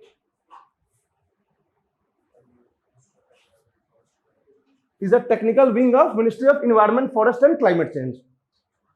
अब इसके क्या रोल होते हैं, क्या क्या इसके रोल होते हैं? पहली बात कि ये एयर इमिशन स्टैंडर्ड सेट करता है, एयर इमिशन स्टैंडर्ड सेट करता है, right? Air emission standard, water discharge standard, water discharge standards, जैसे हर तरह के इंडस्ट्रीज का ना स्टैंडर्ड सेट होता है, कि इससे ज्यादा आपका इमिशन नहीं होना चाहिए, ये नहीं होना चाहिए, वो गैस इमिट नहीं होना चाहिए, ऐसे वैसे सारा कुछ। तो national emission standard, water discharge standards, ठीक है। उसके बाद एकॉस्टिक जोनेशन करता है, एकॉस्टिक जोनेशन। एकॉस्टिक जोनेशन समझते हो, बताया था वो कि industrial, commercial, domestic, Silent Valley, इन सब का जो है ना फिक्स करता है कि कितना जो है डेसिबल का साउंड जो है डे टाइम में और नाइट टाइम में अलाउड होता है, तो उसको बोलते हैं एकॉस्टिक जोनेशन, वो सीपीसीबी करता है, राइट। उसके बाद वेस्ट मैनेजमेंट रूल्स बनाता है, वेस्ट मैनेजमेंट रूल्स को भी ये बनाने में हेल्प करता है। वैसे तो गवर्नमेंट बनाती है, लेकिन ये जो है उसमें इनपुट प्रोवाइड करता है, राइट। कोई दिक्कत? उसके अलावे ये क्या करता है, एक प्रोग्राम चलाता है, national air quality monitoring programme, वो भी बात करेंगे, एयर क्वालिटी इंडेक्स का भी monitoring programme, national air quality monitoring programme, NAQMP। ये एक प्रोग्राम ये रन करता है जिसमें ये परमानेंटली कुछ गैसेस को मॉनिटर करता है, डिफरेंट डिफरेंट लोकेशन को, कि इनका क्या कॉन्सेंट्रेशन है। तो इसके अंदर जो 4 गैसेस को, 4 मतलब पोल्यूटेंट्स को, गैस मत बोलो, पोल्यूटेंट्स को मॉनिटर करता है। सल्फर डाइऑक्साइड को, नाइट्रोजन डाइऑक्साइड को, सस्पेंडेड पार्टिकुलेट मैटर और रेस्पिरेटरी सस्पेंडेड पार्टिकुलेट मैटर, जिसको PM10 भी बोलते हैं। क्या एक्चुअली जो है अभी ये respiratory suspended particular matter PM10 ही आता है, राइट। इसको बोलते हैं सस्पेंडेड पार्टिकुलर मैटर, जो कि इससे बड़े हैं। इसमें अभी PM2.5 नहीं आता, PM2.5 आता है नेशनल एयर क्वालिटी इंडेक्स में, राइट। तो ये जो होता है SPM, RSPM, राइट, SO2 और NO2, ये सारी चीजें जो होते हैं आपको आता है, आपको किसमें, सेंट्रल पोल्यूशन कंट्रोल बोर्ड के national air quality monitoring programme में। तो इसमें जो है वो डिफरेंट डिफरेंट लोकेशंस के लिए मॉनिटर करता है, राइट। तो ये इसका national air quality monitoring programme पहले से चलता हुआ आ रहा है। ये जो नेशनल एयर क्वालिटी इंडेक्स है, ये स्वच्छ भारत मिशन के अंदर 2014 में आया था, लेकिन उसको भी यही रिलीज करता है, सेंट्रल पोल्यूशन कंट्रोल बोर्ड भी रिलीज करता है। आगे देखेंगे ये कैसे रिलीज करता है। तो ये एक प्रोग्राम ये चलाता है।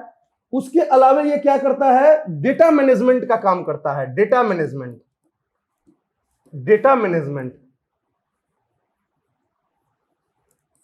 डेटा मैनेजमेंट मतलब कि सारे शहरों का, जगहों का कैसा है, क्वालिटी क्या है, सारा डेटा कलेक्ट करके ये मैनेज करता है, और उसके बेसिस पे पॉलिसी बनाने में वो हेल्प होती है।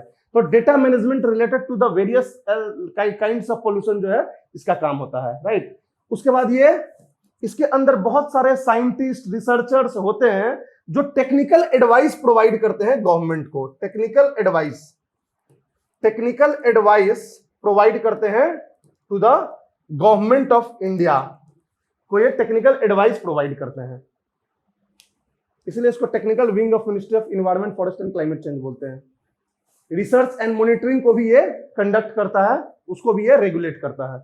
ये सारे सेंट्रल पोल्यूशन कंट्रोल बोर्ड के अंदर में आपको समझना है, राइट। क्लियर रहेगा। फिर हम बात करते हैं नेशनल एयर क्वालिटी इंडेक्स को, NAQI। National air quality index जो है, स्वच्छ भारत मिशन जब 2014 में लॉन्च हुआ, तो उसी के अंदर जो है national air quality index, ministry of environment, forest and climate change, Prakash Javadekar ji थे उस समय, तो उन्होंने इस नेशनल एयर क्वालिटी इंडेक्स को लॉन्च किया कि हम जो है इस तरह के इंडेक्स को हम रिलीज करेंगे, राइट। और वो रिलीज करके हम डिफरेंट डिफरेंट जगहों का हम बताएंगे कि कैसा क्वालिटी है एयर का। तो इसमें जो है नेशनल एयर क्वालिटी इंडेक्स में 8 पॉल्यूटेंट्स को मेजर करना था, 8 एयर पॉल्यूटेंट्स को, 8 पॉल्यूटेंट्स को मेजर करना था, एयर पॉल्यूटेंट्स को। कौन कौन से एयर पॉल्यूटेंट्स है? SO2, NO2, CH4 नहीं है यार, नहीं, PM10, PM2.5, वही हो गया, PM10, RSPM, SPM नहीं है, नहीं, PM10, PM2.5 और क्या, कार्बन मोनोऑक्साइड होता है, कार्बन डाइऑक्साइड नहीं होता है, उसके बाद O3 होता है ओजोन, उसके बाद NH3 होता है अमोनिया, और उसके बाद लेड होता है पीबी।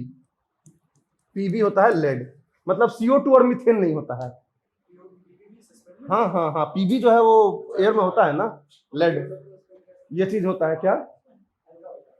हाँ, तो ये SO2 NO2 PM10 PM2 2.5 CO O3 NH3 और PB, ये सब जो है मेनली जो 8 पोल्यूटेंट्स हैं, ये 8 पोल्यूटेंट्स के बेसिस पे जो है नेशनल एयर क्वालिटी इंडेक्स बनाया जाता है, राइट। इसका जो मेन मोटो होता है वो होता है one colour one number one description, right. मतलब 6 कैटेगरीज में एयर क्वालिटी को बांटा जाता है, 6 कैटेगरीज में। सबका एक कलर होता है, सबका एक नंबर होता है कि इससे इसके बीच का नंबर होगा तो ये होगा, और सबका एक डिस्क्रिप्शन होता है कि इसके इसके बीच का क्या मतलब हुआ, राइट। तो इसको नेशनल एयर क्वालिटी इंडेक्स का जो पंचलाइन है वो यही है कि one colour one number one description, मतलब किसी भी एरिया का एक नंबर होना चाहिए AQI कि कितना AQI है, राइट। वो एग्रीगेट जो है सारे पोल्यूटेंट्स को मिला के उसका एग्रीगेट निकाला जाता है, कैलकुलेट किया जाता है। उस एक कलर होगा, हर एक रेंज का एक कलर होगा और उसका डिस्क्रिप्शन होगा कि इस रेंज में अगर है तो क्या मतलब हुआ, इस रेंज में है तो क्या मतलब हुआ। तो उस बेसिस पे 6 कलर 6 रेंज बनाए गए हैं एयर क्वालिटी इंडेक्स में। जो CPCB central Pollution Control board ने एयर क्वालिटी स्टैंडर्ड सेट किया है वो 0 से 50 होगा अगर AQI, राइट, तो उसको गुड बोलेगा। 51 से 100 होगा तो सेटिस्फैक्टरी बोलेगा, 101 से 200 होगा तो मॉडरेट बोलेगा, 201 से 300 होगा तो पुअर बोलेगा, 301 से 400 वेरी पुअर, और 401 से 500 सीवियर होगा, समझे। तो ये आपका 6 कैटेगरी होता है जिसमें एयर क्वालिटी इंडेक्स को ये किया जाता है, और सबका एक डिस्क्रिप्शन होता है। गुड मतलब very good for health, right, satisfactory मतलब गुड फॉर हेल्थ बट खराब हो सकता है अगर और भी गिरा तो इस तरह का ना सबका कुछ कुछ कुछ कुछ कुछ लिखा होता है, राइट। तो वो इंपॉर्टेंट नहीं है, ये आपको नंबर भी याद करने का इंपॉर्टेंट नहीं है, बस इसको याद रखो कि one colour one number one description, 6 colours होते हैं, उसके बेसिस पे ये करते हैं, राइट। 8 पोल्यूटेंट्स को याद रखना है कि कौन कौन से पोल्यूटेंट्स इसके अंदर आते हैं। कोई दिक्कत? क्लियर है? गुड।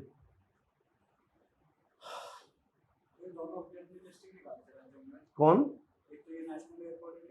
हाँ, वो अपना वो पहले से जो करता है national air quality monitoring programme करता है, ठीक है, वो बहुत जगहों के लिए अपना अपना परमानेंटली निकलते रहता है, और एक जो है नेशनल एयर क्वालिटी इंडेक्स भी कैलकुलेट होता रहता है।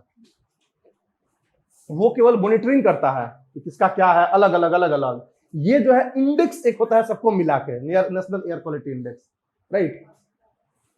उसमें जाओगे तो कोई इंडेक्स नहीं निकाल रहा है, उसमें केवल क्या कर रहा है, मॉनिटर कर रहा है कि कौन सा गैस का कितना कॉन्सेंट्रेशन है। यहाँ एक इंडेक्स निकाल के एक नंबर प्रोवाइड कर रहा है, उसी के प्रॉब्लम्स को ठीक करने के लिए इसको लाया गया था कि एक जगह का एक नंबर होना चाहिए, किसी भी प्लेस का one colour one number one description, right, one place one number one description one colour, ठीक है।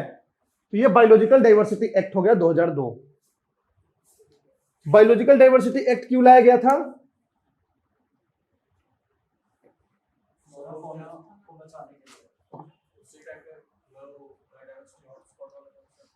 बायोडाइवर्सिटी हॉटस्पॉट नहीं, कन्वेंशन ऑन बायोडाइवर्सिटी CBD 1992 में जो साइन किया गया था, तो उसके अंदर एक प्रोविजन था कि हम जो है अपने नेशनल लेवल पे हम एक्ट्स और लेजिस्लेशंस के थ्रू कंप्लायंस को इंश्योर करेंगे। तो उसी कंप्लायंस को इंश्योर करने के लिए बायोलॉजिकल डाइवर्सिटी एक्ट 2002 10 साल बाद लाया गया, राइट। क्योंकि उस समय तो हमारे गवर्नमेंट जो है गिरते रहती थी उठते रहती थी, 1992 से लेकर 2000 तक। जब गवर्नमेंट थोड़ी स्टेबल हुई तो biodiversity act biological diversity act लाया गया, राइट। तो ये बायोलॉजिकल डाइवर्सिटी एक्ट 2002 में आई। ये बायोलॉजिकल डाइवर्सिटी, इस एक्ट का जो ऑब्जेक्टिव है वो बिल्कुल वही है जो CBD का है। CBD के जो 3 ऑब्जेक्टिव हैं, conservation of biological diversity, sustainable use of biological diversity, और fair and equitable share from the commercial utilization of the genetic resource. तो ये तीनों जो है बिल्कुल सेम ऑब्जेक्टिव होगा जो कन्वेंशन ऑफ बायोडाइवर्सिटी का होगा। तो CBD का ऑब्जेक्टिव सीधा सीधा आप यहां पे लिख सकते हैं। अब ये क्या करता है, 3 टायर स्ट्रक्चर बनाता है।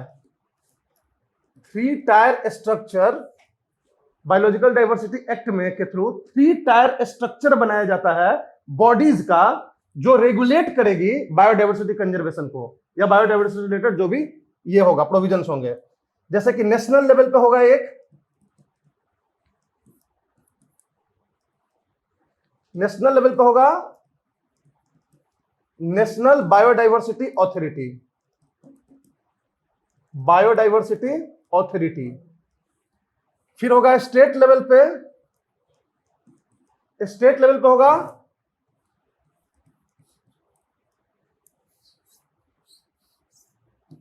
State biodiversity board, right. और फिर एक लोकल लेवल पे भी होगा, लोकल लेवल पे भी होगा बायोडाइवर्सिटी मैनेजमेंट कमिटी, बायोडाइवर्सिटी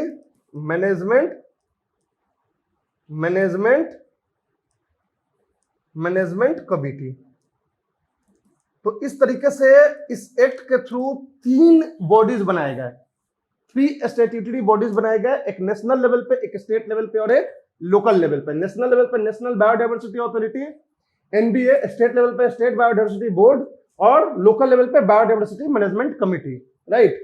तो ये तीनों को हमको हल्का हल्का देखना है कि क्या है नेशनल बायोडाइवर्सिटी अथॉरिटी, क्या है स्टेट बायोडाइवर्सिटी बोर्ड, और क्या है बायोडाइवर्सिटी मैनेजमेंट कमिटी। मेनली आपको क्वेश्चन एक बार पूछा गया था नेशनल बायोडाइवर्सिटी अथॉरिटी से 2012 में, राइट। स्टेट बायोडाइवर्सिटी बोर्ड जो है लमसम वही काम करती है अपने स्टेट लेवल पे जो नेशनल लेवल पे नेशनल बायोडाइवर्सिटी बोर्ड करती है। तो नेशनल बायोडाइवर्सिटी बोर्ड जो है क्या है, तो पहली बात एक स्टैट्यूटरी बॉडी है, एक स्टैट्यूटरी बॉडी है और एक ऑटोनोमस बॉडी है, ऑटोनोमस बॉडी है। बॉडी जब कोई ऑटोनोमस हो जाती है तो वो डायरेक्ट किसी के कंट्रोल में नहीं होती है। इस बॉडी को कंट्रोल कौन करता है, तो एक्ट ही करता है खुद, राइट।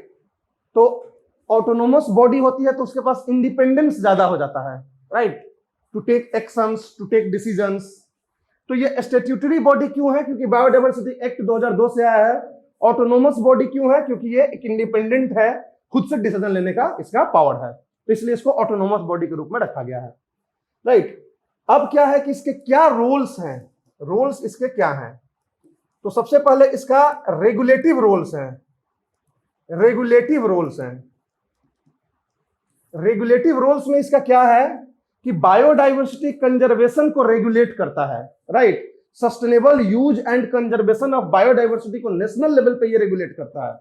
जो भी उसके ऑब्जेक्टिव्स है बायोडाइवर्सिटी एक्ट को, वो यही बॉडी है जो नेशनल लेवल पे रेगुलेट करता है कि बायोडाइवर्सिटी को कैसे कंजर्व करना है, क्या करना है, कैसे हम उसको सस्टेनेबल यूज करेंगे, क्या क्या रेस्ट्रिक्शंस लगाएंगे। It is done by the National biodiversity authority. समझ में आ रही बात है। तो रेगुलेशन फंक्शन में सबसे पहला हो गया। दूसरा रेगुलेशन फंक्शन इसमें इसका क्या आता है कि ये जो है इंपोज करता है बेनिफिट शेयरिंग क्लॉज को। जो बेनिफिट शेयरिंग क्लॉज होती है उसको ये इंपोज करता है। जैसे मान लो कि कोई इंडस्ट्री है, उसको जो है जरूरत है नागालैंड के जंगल में कोई प्लांट स्पीसीज है, उसको यूज करके उसको कोरोना का मेडिसिन बनाना है, राइट। उसको समझ में आ रहा है कि उससे यूज करके हम कोरोना का मेडिसिन बना सकते हैं, तो वो गया नागालैंड के जंगल में। तो ऐसे वो नहीं जाएगा, उसको पूछना पड़ेगा किससे, नेशनल बायोडाइवर्सिटी अथॉरिटी से। एक उसको एप्लीकेशन देना होगा कि हम जा रहे हैं नागालैंड के इस जंगल में, वहां से हमें रिसोर्स चाहिए, राइट। तो रिसोर्स चाहिए, वो रिसोर्स को हम यूज करेंगे और इससे जो हमको बेनिफिट होगी कोरोना मेडिसिन बनने के बाद, उस बेनिफिट को हम शेयर करेंगे वहां के लोकल लोगों से जो कंजर्व कर रहे हैं उस स्पीसीज को। समझ में आ रही बात है। तो वो शेयर कर रहा है कि नहीं कर रहा है बेनिफिट, ये कौन देखेगा, नेशनल बायोडाइवर्सिटी अथॉरिटी। तो जो बेनिफिट शेयरिंग क्लॉज होता है उसको जो है ये क्या करता है, स्ट्रिक्टली वहां पे फॉलो करवाता है कोई भी इंडस्ट्रियल ऑर्गेनाइजेशंस वगैरह से। समझ में आ रही बात है। तो ये हो गया आपका नेशनल बायोडाइवर्सिटी अथॉरिटी का रेगुलेटिव फंक्शन। पहला रेगुलेटिव फंक्शन, कंजर्वेशन हो रहा है कि नहीं हो रहा है सब कुछ देखना, सस्टेनेबल यूज हो रहा है, कोई बर्बाद तो नहीं कर रहा है बायोडाइवर्सिटी को, ये सारी चीजें हैं। मतलब कोई भी आदमी कहीं पे भी जाके बायोडाइवर्सिटी रिसोर्स को यूटिलाइज यूज नहीं कर सकता है without approval from the National biodiversity Authority, except the local people. अब लोकल पीपल सदियों से सांप काटता है तो कोई वहां का जड़ी बूटी लेके रगड़ते हैं अपने यहाँ, तो वो तो नहीं रोक सकता है नेशनल बायोडायवर्सिटी अथॉरिटी कि आप कैसे दवाई के रूप में उसको यूज कर रहे हैं, because it is their resource, they are conserving that resource. And ये नॉलेज कि सांप काटने से इससे रगड़ लो तो नहीं विष चढ़ेगा, ये भी उनका नॉलेज है, ट्रेडिशनल नॉलेज, राइट। तो उससे वो नहीं रोक सकता है, लेकिन बाहर का कोई कमर्शियल पर्पज से जाके बायोडायवर्सिटी को अगर यूज करना चाहेगा तो they will have to take approval from National Biodiversity Authority. समझ में आ रही बात है? दोनों में डिफरेंस समझ जाना, ठीक। रेगुलेटिव रोल्स में हो गया। इसके बाद आईपीआर रिलेटेड कोई भी इश्यू होता है तो आईपीआर करने के लिए भी, लेने के लिए आपको इससे अप्रूवल चाहिए। आईपीआर समझते हो? Intellectual property rights. क्या इंटेलेक्चुअल प्रॉपर्टी राइट का मतलब हो गया कि सपोज हमने जो है मतलब कॉपीराइट एक तरह का आपके नाम पे, जैसे मान लो आपने कोई दवाई बनाई, ठीक है, तो दवाई बनाई तो उसके लिए आप इंटेलेक्चुअल प्रॉपर्टी राइट के लिए अप्लाई करते हो, ठीक है, इंटरनेशनल लेवल पे, नेशनल लेवल पे। तो इंटेलेक्चुअल प्रॉपर्टी राइट के लिए आप क्लेम करते हो कि ये दवाई हमने बनाई है, कोई और नहीं बना सकता है। कोई और इस प्रोसेस से अगर ये दवाई बनाएगा तो हमसे अप्रूवल लेगा या तो फिर हमें रॉयल्टी देगा, ठीक है। तो इस तरीके से ये आईपीआर लोग लेते हैं, इंटेलेक्चुअल प्रॉपर्टी राइट क्लेम करते हैं। तो कोई भी प्रोडक्ट, कोई भी इंडस्ट्री बनाती है या कोई भी प्रोसेस, तो उसके लिए उसको आईपीआर कराना पड़ता है, इंटेलेक्चुअल प्रॉपर्टी राइट। तो अगर इंडिया के बायोडाइवर्सिटी को यूज करके आप कोई भी, या फिर यहां के नॉलेज को यूज करके अगर आप कोई भी प्रोडक्ट बनाते हो, कोई भी प्रोसेस आप तैयार करते हो, and if you want to have IPR, you will have to get approval from National biodiversity Authority, right. तो कोई भी आईपीआर जो इंडिया प्रोवाइड करेगा किसी भी इंडस्ट्रीज को, प्रोडक्ट को, वो तब प्रोवाइड करेगा जब वो नेशनल बायोडाइवर्सिटी अथॉरिटी से अप्रूवल लेके आया होगा, अगर किसी बायोडाइवर्सिटी को यूज करके उसने प्रोडक्ट बनाया है। समझ आ रही बातें? तो इसके लिए भी ये इसका रोल होता है, रेगुलेटिव रोल के अंदर आता है, ठीक। कोई दिक्कत? ठीक है। अब इसका जो दूसरा रोल होता है वो होता है प्रोटेक्टिव रोल। ये तो रेगुलेटिव रोल हो गया। दूसरा होता है इसका फैसिलिटेटिंग रोल या protective role. Facilitating role, facilitating role क्या होता है? ये फैसिलिटेट करता है कोई भी लोकल बायोडाइवर्सिटी रिसोर्स को for research and development purpose. मतलब आप रिसर्च एंड डेवलपमेंट पर्पस के लिए, सपोज आपको जो है मणिपुर के किसी जंगल में जाना है और वहां के रिसोर्स को आपको यूटिलाइज करना है, तो वहां के लोकल लोगों से ये करके ये फैसिलिटेट करेगा नेशनल बायोडाइवर्सिटी अथॉरिटी, इंश्योर करेगा कि आप वहां जाएं और वहां का रिसोर्स आपको मिले आपके रिसर्च के लिए, यूटिलाइजेशन के लिए, राइट। और रिसर्च करके आप कमर्शियल अगर कुछ आप बनाते हैं और उससे आपको बेनिफिट होती है तो शेयर तो करना ही पड़ेगा, ये तो पहले ही आपसे साइन हो चुका है। तो ये जो फैसिलिटेट करता है the access to the resource of the biodiversity, ये जो है फैसिलिटेटिंग रोल के अंदर आता है। अब देखो, तुम्हें फैसिलिटेटिंग और ये सब याद करने की जरूरत नहीं, तुम्हें बेसिक तुमको पता होना चाहिए फ्रेम कि क्या क्या उसका काम होता है। तो फैसिलिटेटिंग मतलब कि ये जो है हेल्प कर रहा है someone to get the access to the biodiversity resource. तो ये नेशनल बायोडाइवर्सिटी अथॉरिटी करती है, राइट। अब क्या है कि जो लोकल लोग होते हैं कहीं के भी, दूसरा जो इसका फंक्शन है, पहला समझ गए, ये फैसिलिटेशन ऑफ और provisioning of the biodiversity resource for research and production process. Second जो होता है कि कोई भी लोकल लोग जो होते हैं तो उनके पास कुछ ट्रेडिशनल नॉलेज होता है। जैसे कोई बीमारी हुई तो कौन सा पत्ता जो चबा लोगे तो बीमारी ठीक हो जाएगी। ऐसे हजारों ट्रेडिशनल नॉलेज हैं जो आप अगर चले जाओगे ट्राइबल कम्युनिटी में तो वहां कोई डॉक्टर, कोई वैद्य नहीं होता है। They all are doctor in their own. समझ रहे हो बात को? हर फैमिली में जो बूढ़ा मेंबर होता है वो वहां का डॉक्टर होता है कि अच्छा सांप कटा है, वो जाओ, वो पत्ती लाओ, लगा लो। बुखार चल रहा है, वो पीस के पी जाओ। ऐसे बहुत ट्रेडिशनल नॉलेज होते हैं, हल्दी का यूज, ये सब चीजें। तो ये ट्रेडिशनल नॉलेज जो होते हैं, इसको जो है फॉरेनर्स क्या करते हैं कि इको टूरिज्म के नाम पे आते हैं। They come to India in the name of eco tourism. They live with the tribal community, they interact with the tribal community, they ask about the traditional knowledge. ये हल्दी का हम यूज कर लेते हैं तो इससे हमारी ये ठीक हो जाती है, वो ठीक हो जाती है। They go to their country and इस नॉलेज के साथ जाते हैं, वहां एक दवाई बनाते हैं उसको यूज करके और अपना आईपीआर करा के आप ही को चिपका देते हैं और आपको जो है महंगे दाम पर उसको खरीदना पड़ता है क्योंकि आईपीआर उनके पास है। तो such kind of issues are there in our country from long back. समझ में आ रही है? फॉरेनर्स जो है, मोस्ट ऑफ द फॉरेनर्स जो इको टूरिज्म के लिए आते हैं यहाँ पे, वो एक्चुअली में बायोपायरेसी के लिए आते हैं। This is called biopiracy. समझ में आ रही बातें? ये जो है आप वहां का नॉलेज को ये कर रहे हो, तो इसके लिए ये नेशनल बायोडाइवर्सिटी अथॉरिटी को एक जिम्मेदारी दी गई कि आप जो है अपने टीम को भेजो to interact with the communities, tribal communities, local people, to ask about their traditional knowledge, to chronicle और register that traditional knowledge and get IPR done, कि भाई ये हमारा है, इनका है, कोई और जो है इस प्रोसेस को नहीं क्लेम कर सकता है कि हमने ये प्रोसेस खुद से बनाया है। तो ये जो एक रोल दिया गया है, ये नेशनल बायोडाइवर्सिटी अथॉरिटी को दिया गया है कि chronicling and registering of traditional knowledge, in that way protecting the interest of the local people who are conserving the knowledge and biodiversity resource from centuries. समझ में आ रही बात है? तो ये जो है इसका रोल के अंदर आता है। कोई दिक्कत? तो ये भी नेशनल बायोडाइवर्सिटी अथॉरिटी के अंदर आ रहा है। उसी तरह से इसका एडवाइजरी फंक्शन भी होता है, मतलब कि सेंट्रल गवर्नमेंट को प्रोटेक्शन से रिलेटेड, कंजर्वेशन से रिलेटेड, सस्टेनेबल यूज से रिलेटेड या एक्सेस बेनिफिट शेयरिंग में कोई रूल बनाने से रिलेटेड जो भी प्रोविजंस बनाने होंगे, तो उसके लिए नेशनल बायोडाइवर्सिटी अथॉरिटी क्या करता है, एक आपको एक प्ले करता है एडवाइजरी रोल, आपको एडवाइज करता है, तो वो एडवाइजरी रोल के अंदर आ जाता है। उसी तरह से नेशनल बायोडाइवर्सिटी अथॉरिटी जो है स्टेट गवर्नमेंट्स को भी एडवाइज करता है। स्टेट गवर्नमेंट्स क्या करते हैं कि आइडेंटिफाई करते हैं अपने अपने एरिया पोटेंशियल साइट्स, जिसको वो हेरिटेज लिस्ट में डाल सकते हैं। तो हेरिटेज लिस्ट में डालने के लिए जो साइट्स का आइडेंटिफिकेशन है और उसका मैनेजमेंट है, वो कैसे स्टेट गवर्नमेंट्स को करना चाहिए, that is advised by the National biodiversity authority. तो नेशनल बायोडाइवर्सिटी अथॉरिटी जो है एडवाइस करता है स्टेट गवर्नमेंट्स को। समझ में आ रही बात है?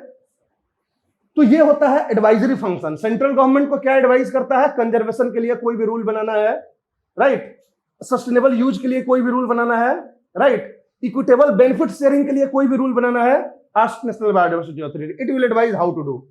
स्टेट गवर्नमेंट्स को पोटेंशियल हेरिटेज साइट आइडेंटिफाई करना है, उसको मैनेज करना है, ask national biodiversity authority, it will advise how to do. समझ में आ रही है? ये एडवाइजरी फंक्शन हो गया। अब ये नेशनल बायोडाइवर्सिटी अथॉरिटी के बारे में आप समझ गए, रेगुलेट करता है, प्रोटेक्ट करता है, फैसिलिटेट करता है और एडवाइस भी करता है। तो ये सारी चीजें जो है आपको ध्यान में रखनी है। ये खुद से कोई भी रिसर्च कंडक्ट नहीं करता है जाके कि हाँ रिसर्च कर रहे हैं, दवाई बना रहे हैं, ये सब जो है काम इसका नहीं है। समझ में आ रही बात है? मॉनिटरिंग का काम है, असेसमेंट का काम है, असेसमेंट, मॉनिटरिंग, राइट, ये सारी काम है इसका होता है। अब उसी तरह से स्टेट बायोडाइवर्सिटी बोर्ड है, स्टेट लेवल पे जो ब्रांचेज हैं वो स्टेट बायोडाइवर्सिटी बोर्ड के हैं। सेंट्रल गवर्नमेंट को जैसे एडवाइस करता है नेशनल बायोडाइवर्सिटी अथॉरिटी, उन्हीं सब प्रोविजंस के लिए स्टेट बायोडाइवर्सिटी बोर्ड एडवाइस करता है स्टेट गवर्नमेंट्स को। बायो यूटिलाइजेशन, बायो सर्वे, ये सारी चीजें जो सेंट्रल लेवल पे वो करता है national biodiversity authority, state level पे स्टेट बायोडाइवर्सिटी बोर्ड करता है। समझे? लेकिन आईपीआर ओईपीआर का इशू जो है केवल नेशनल लेवल का इशू है, नेशनल बायोडाइवर्सिटी बोर्ड ही करता है, ये नहीं करते हैं, राइट? कोई दिक्कत? उसी तरह से बायोडाइवर्सिटी मैनेजमेंट कमिटी जो है वो लोकल लेवल पे होता है, स्टेट्स के अंदर होता है बायोडाइवर्सिटी मैनेजमेंट कमिटी। इसका भी वही काम है लोकल लेवल पे कि कैसे कंजर्व करना है, कैसे सस्टेनेबली यूज हो रहा है कि नहीं हो रहा है, खराब तो नहीं हो रहा है, शेयर बेनिफिट शेयरिंग हो रहा है कि नहीं मिल रहा है। तो ये सब चीजें बायोडाइवर्सिटी मैनेजमेंट कमेटी की है। बायोडाइवर्सिटी मैनेजमेंट कमेटी का ही एक्चुअली काम होता है ट्रेडिशनल नॉलेज को इकट्ठा करना, क्योंकि नेशनल बायोडाइवर्सिटी बोर्ड तो ऊपर बैठा हुआ है। तो बायोडाइवर्सिटी मैनेजमेंट कमेटी जो है ट्रेडिशनल नॉलेज को इकट्ठा करके उसका रजिस्ट्रेशन करके और ऊपर भेजती है। तो ये बायोडाइवर्सिटी मैनेजमेंट अथॉरिटी जो ग्राउंड लेवल पे काम करती है उसी का विंग है, राइट? तो इस तरह से 3 टायर्ड स्ट्रक्चर में बनाया गया है बायोडाइवर्सिटी के कंजर्वेशन के हर एक एस्पेक्ट्स को देखने के लिए। समझ आ रही है?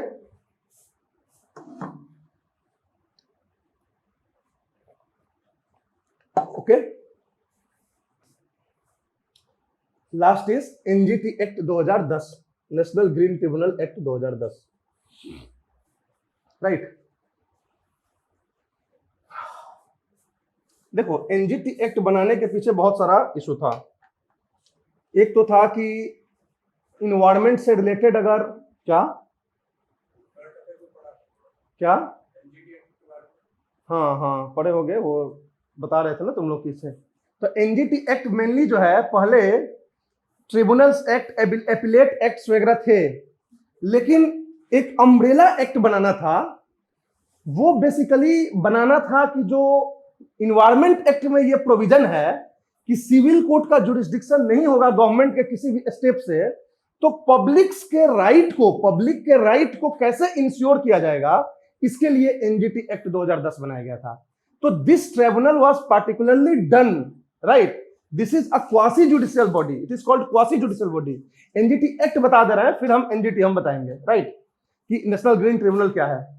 एनजीटी एक्ट जो है वो 2010 में बनाया गया था, particularly to resolve the various, to expedite, right, और to dispose the cases of various cases related to the environmental laws.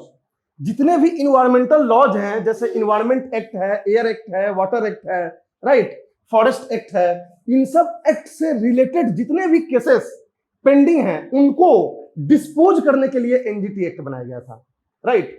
तो NGT act was particularly because backlog बढ़ते जा रहा था केसेस के, तो उन बैकलॉग केसेस को जल्दी जल्दी डिस्पोज करने के लिए, ताकि जो लोग हैं, अग्रीव्ड पर्संस हैं, उनको इमीडिएट रिलीफ मिल सके, इसके लिए एनजीटी एक्ट बनाया गया था।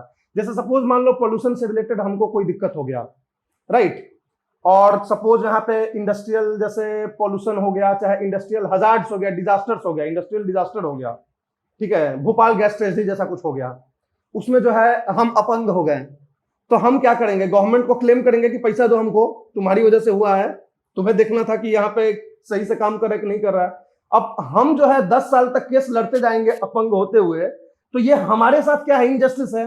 तो इस तरह के इनजस्टिसेस को रोकने के लिए एनजीटी एक्ट 2010 बनाया गया।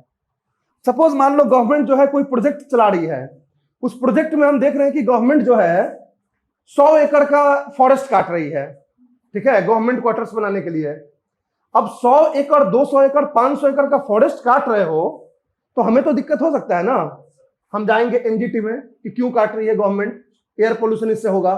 तो इस तरह के जो भी केसेस थे जो लोगों के, उसको जल्दी डिस्पोज करने के लिए एक एनजीटी एक्ट लाना जरूरी था, राइट। तो इसके लिए एनजीटी एक्ट लाया गया, and this NGT act led to the formation of a national green tribunal. तो इस एनजीटी एक्ट के थ्रू क्या बनाया गया, नेशनल ग्रीन ट्राइब्यूनल बनाया गया, राइट, नेशनल ग्रीन ट्राइब्यूनल। अब नेशनल ग्रीन ट्रिब्यूनल के बारे में आपको जानना है, इसके स्ट्रक्चर और इसकी फंक्शनिंग, क्या स्ट्रक्चर होता है और क्या फंक्शनिंग होती है नेशनल ग्रीन ट्रिब्यूनल की। National green tribunal is a quasi judicial body. कोई भी ट्रिब्यूनल क्या होता है, क्वासी जुडिशियल बॉडी होता है। क्वासी जुडिशियल बॉडी क्या होती है,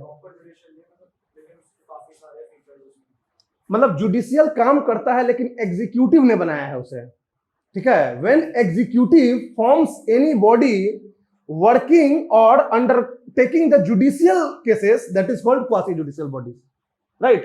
तो क्वासी जुडिशियल का वही मतलब होता है। क्वासी लेजिस्लेशन भी होता है, जो एग्जीक्यूटिव जो है लेजिस्लेट करने लगे तो उसको क्वासी लेजिस्लेशन बोलते हैं। जैसे डेलीगेटेड लेजिस्लेशन हो गया, ये सब पॉलिटी में आप लोग पढ़े होंगे, राइट।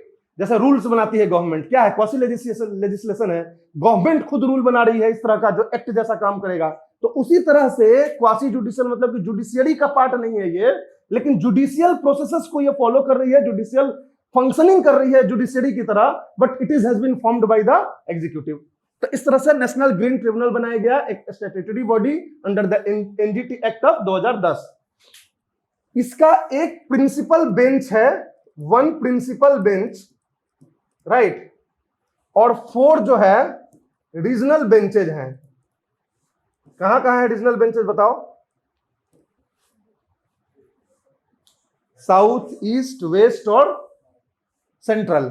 नॉर्थ में नहीं है, साउथ, ईस्ट, वेस्ट और सेंट्रल, क्योंकि नॉर्थ को दिल्ली देखता है जो प्राइम प्रिंसिपल बेंच है, राइट। तो एक प्रिंसिपल बेंच है जो दिल्ली में है एनजीटी का, राइट, दिल्ली में, यहां तुमको मंडी और उसके पास कपड़निकस मार्ग है वहीं पे है। तो 1 प्रिंसिपल बेंच जो दिल्ली में है और 4 रीजनल बेंच हैं जो कि साउथ, वेस्ट, ईस्ट और सेंट्रल। साउथ जो है वो चेन्नई में है, वेस्ट जो है पुणे में है, ईस्ट कोलकाता में है और सेंट्रल कहां है, भोपाल में, राइट। तो ये 4 इसके रीजनल बेंचेज हैं नेशनल ग्रीन ट्रिब्यूनल के, और एक प्रिंसिपल बेंच है जो दिल्ली में है। राइट। जो प्रिंसिपल बेंच है इसका, जो मेन बेंच है दिल्ली का, इसका जो चेयरमैन होगा वो कोई ना कोई सुप्रीम कोर्ट का ही रिटायर्ड जज होगा, राइट। और बाकी जो बेंचेज हैं इसमें जो है जुडिशियल कोई मेंबर होगा और एक्सपर्ट मेंबर होगा, मतलब कम से कम एक एक्सपर्ट मेंबर सब में होने चाहिए। एक्सपर्ट मतलब एक्सपर्ट मींस किस में? इन्वायरमेंट में। जुडिशियल मेंबर तो जुडिशरी के लिए है ही है, उसके अलावे कोई इन्वायरमेंटलिस्ट जो इन्वायरमेंट के फील्ड में 15 साल कम से कम काम किया हो, तो इस तरह का मेंबर जो है कम से कम एक होना चाहिए हर एक बेंच में। समझ में आ रही बातें? और जो प्रिंसिपल बेंच है उसको कौन चेयर करेगा? रिटायर्ड जज ऑफ सुप्रीम कोर्ट। अभी कौन है? कौन कौन? नहीं, वो तो सीजेआई है ना, सीजेआई नहीं, कोई आदर्श करके, क्या नाम है उनका, अभी रिटायर्ड जज है, आदर्श समथिंग है, वही अभी चेयरमैन है एनजीटी का, राइट। तो ये नेशनल ग्रीन ट्रिब्यूनल का स्ट्रक्चर हो गया, क्योंकि एक प्रिंसिपल बेंच होगा दिल्ली में, 4 रीजनल बेंचेज होंगे। चेयरपर्सन कौन होता है? तो ये है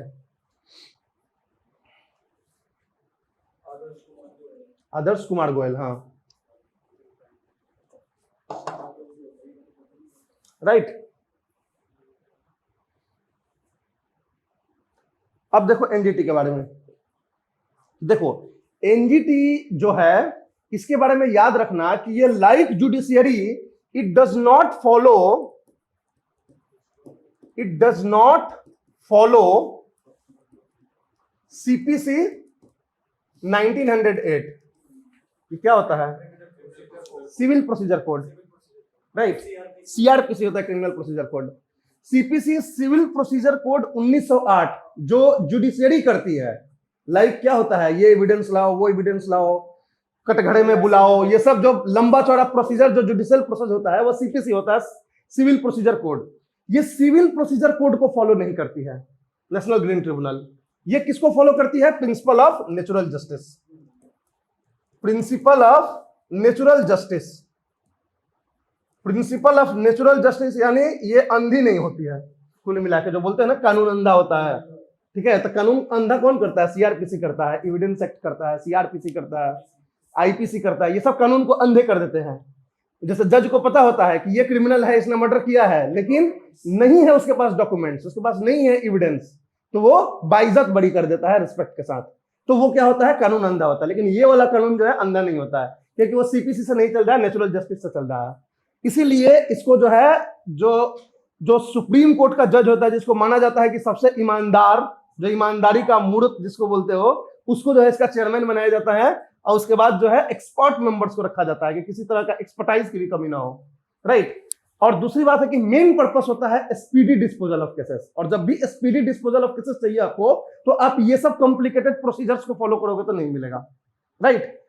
तो किसी भी तरह का कॉम्पेंसेशन अवार्ड करने के लिए, मान लो कोई डैमेज हो गया, हमें बीमारी हो गई, प्रॉब्लम हो गया गैस लीक की वजह से, तो हमें तो कॉम्पेंसेशन मिलना चाहिए। तो ये सारे कॉम्पेंसेशन वाले केस जो है इसको डील करना है।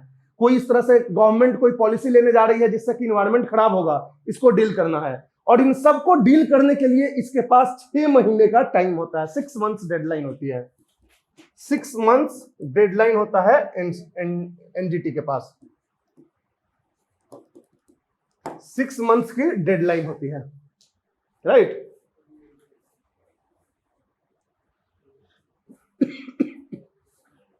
क्लियर है? ठीक है, तो 6 मंथ्स का डेडलाइन होता है कि 6 महीने में इसको जो है डिस्पोज करना है केसेस को, राइट। अब आपको एक चीज इसमें याद रखना है कि कौन कौन सा एक्ट्स जो है जिससे रिलेटेड ये जो है केसेस को लेती है, मतलब कौन कौन से एक्ट्स को नेशनल ग्रीन ट्रिब्यूनल जो है किस किस एक्ट्स के तहत अगर आप आओगे तो आपको इंटरटेन करेगी। तो 3 4 5 एक्ट होता है, उसको आप ध्यान रखना। Air act 1981, water act 1974, water act 1974, उसके बाद इन्वायरमेंट एक्ट 1986, उसके बाद forest act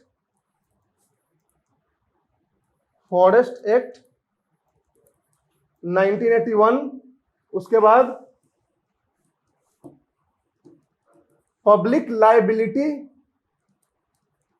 public liability insurance act, insurance act of 1991, और छठा बायोडाइवर्सिटी एक्ट ऑफ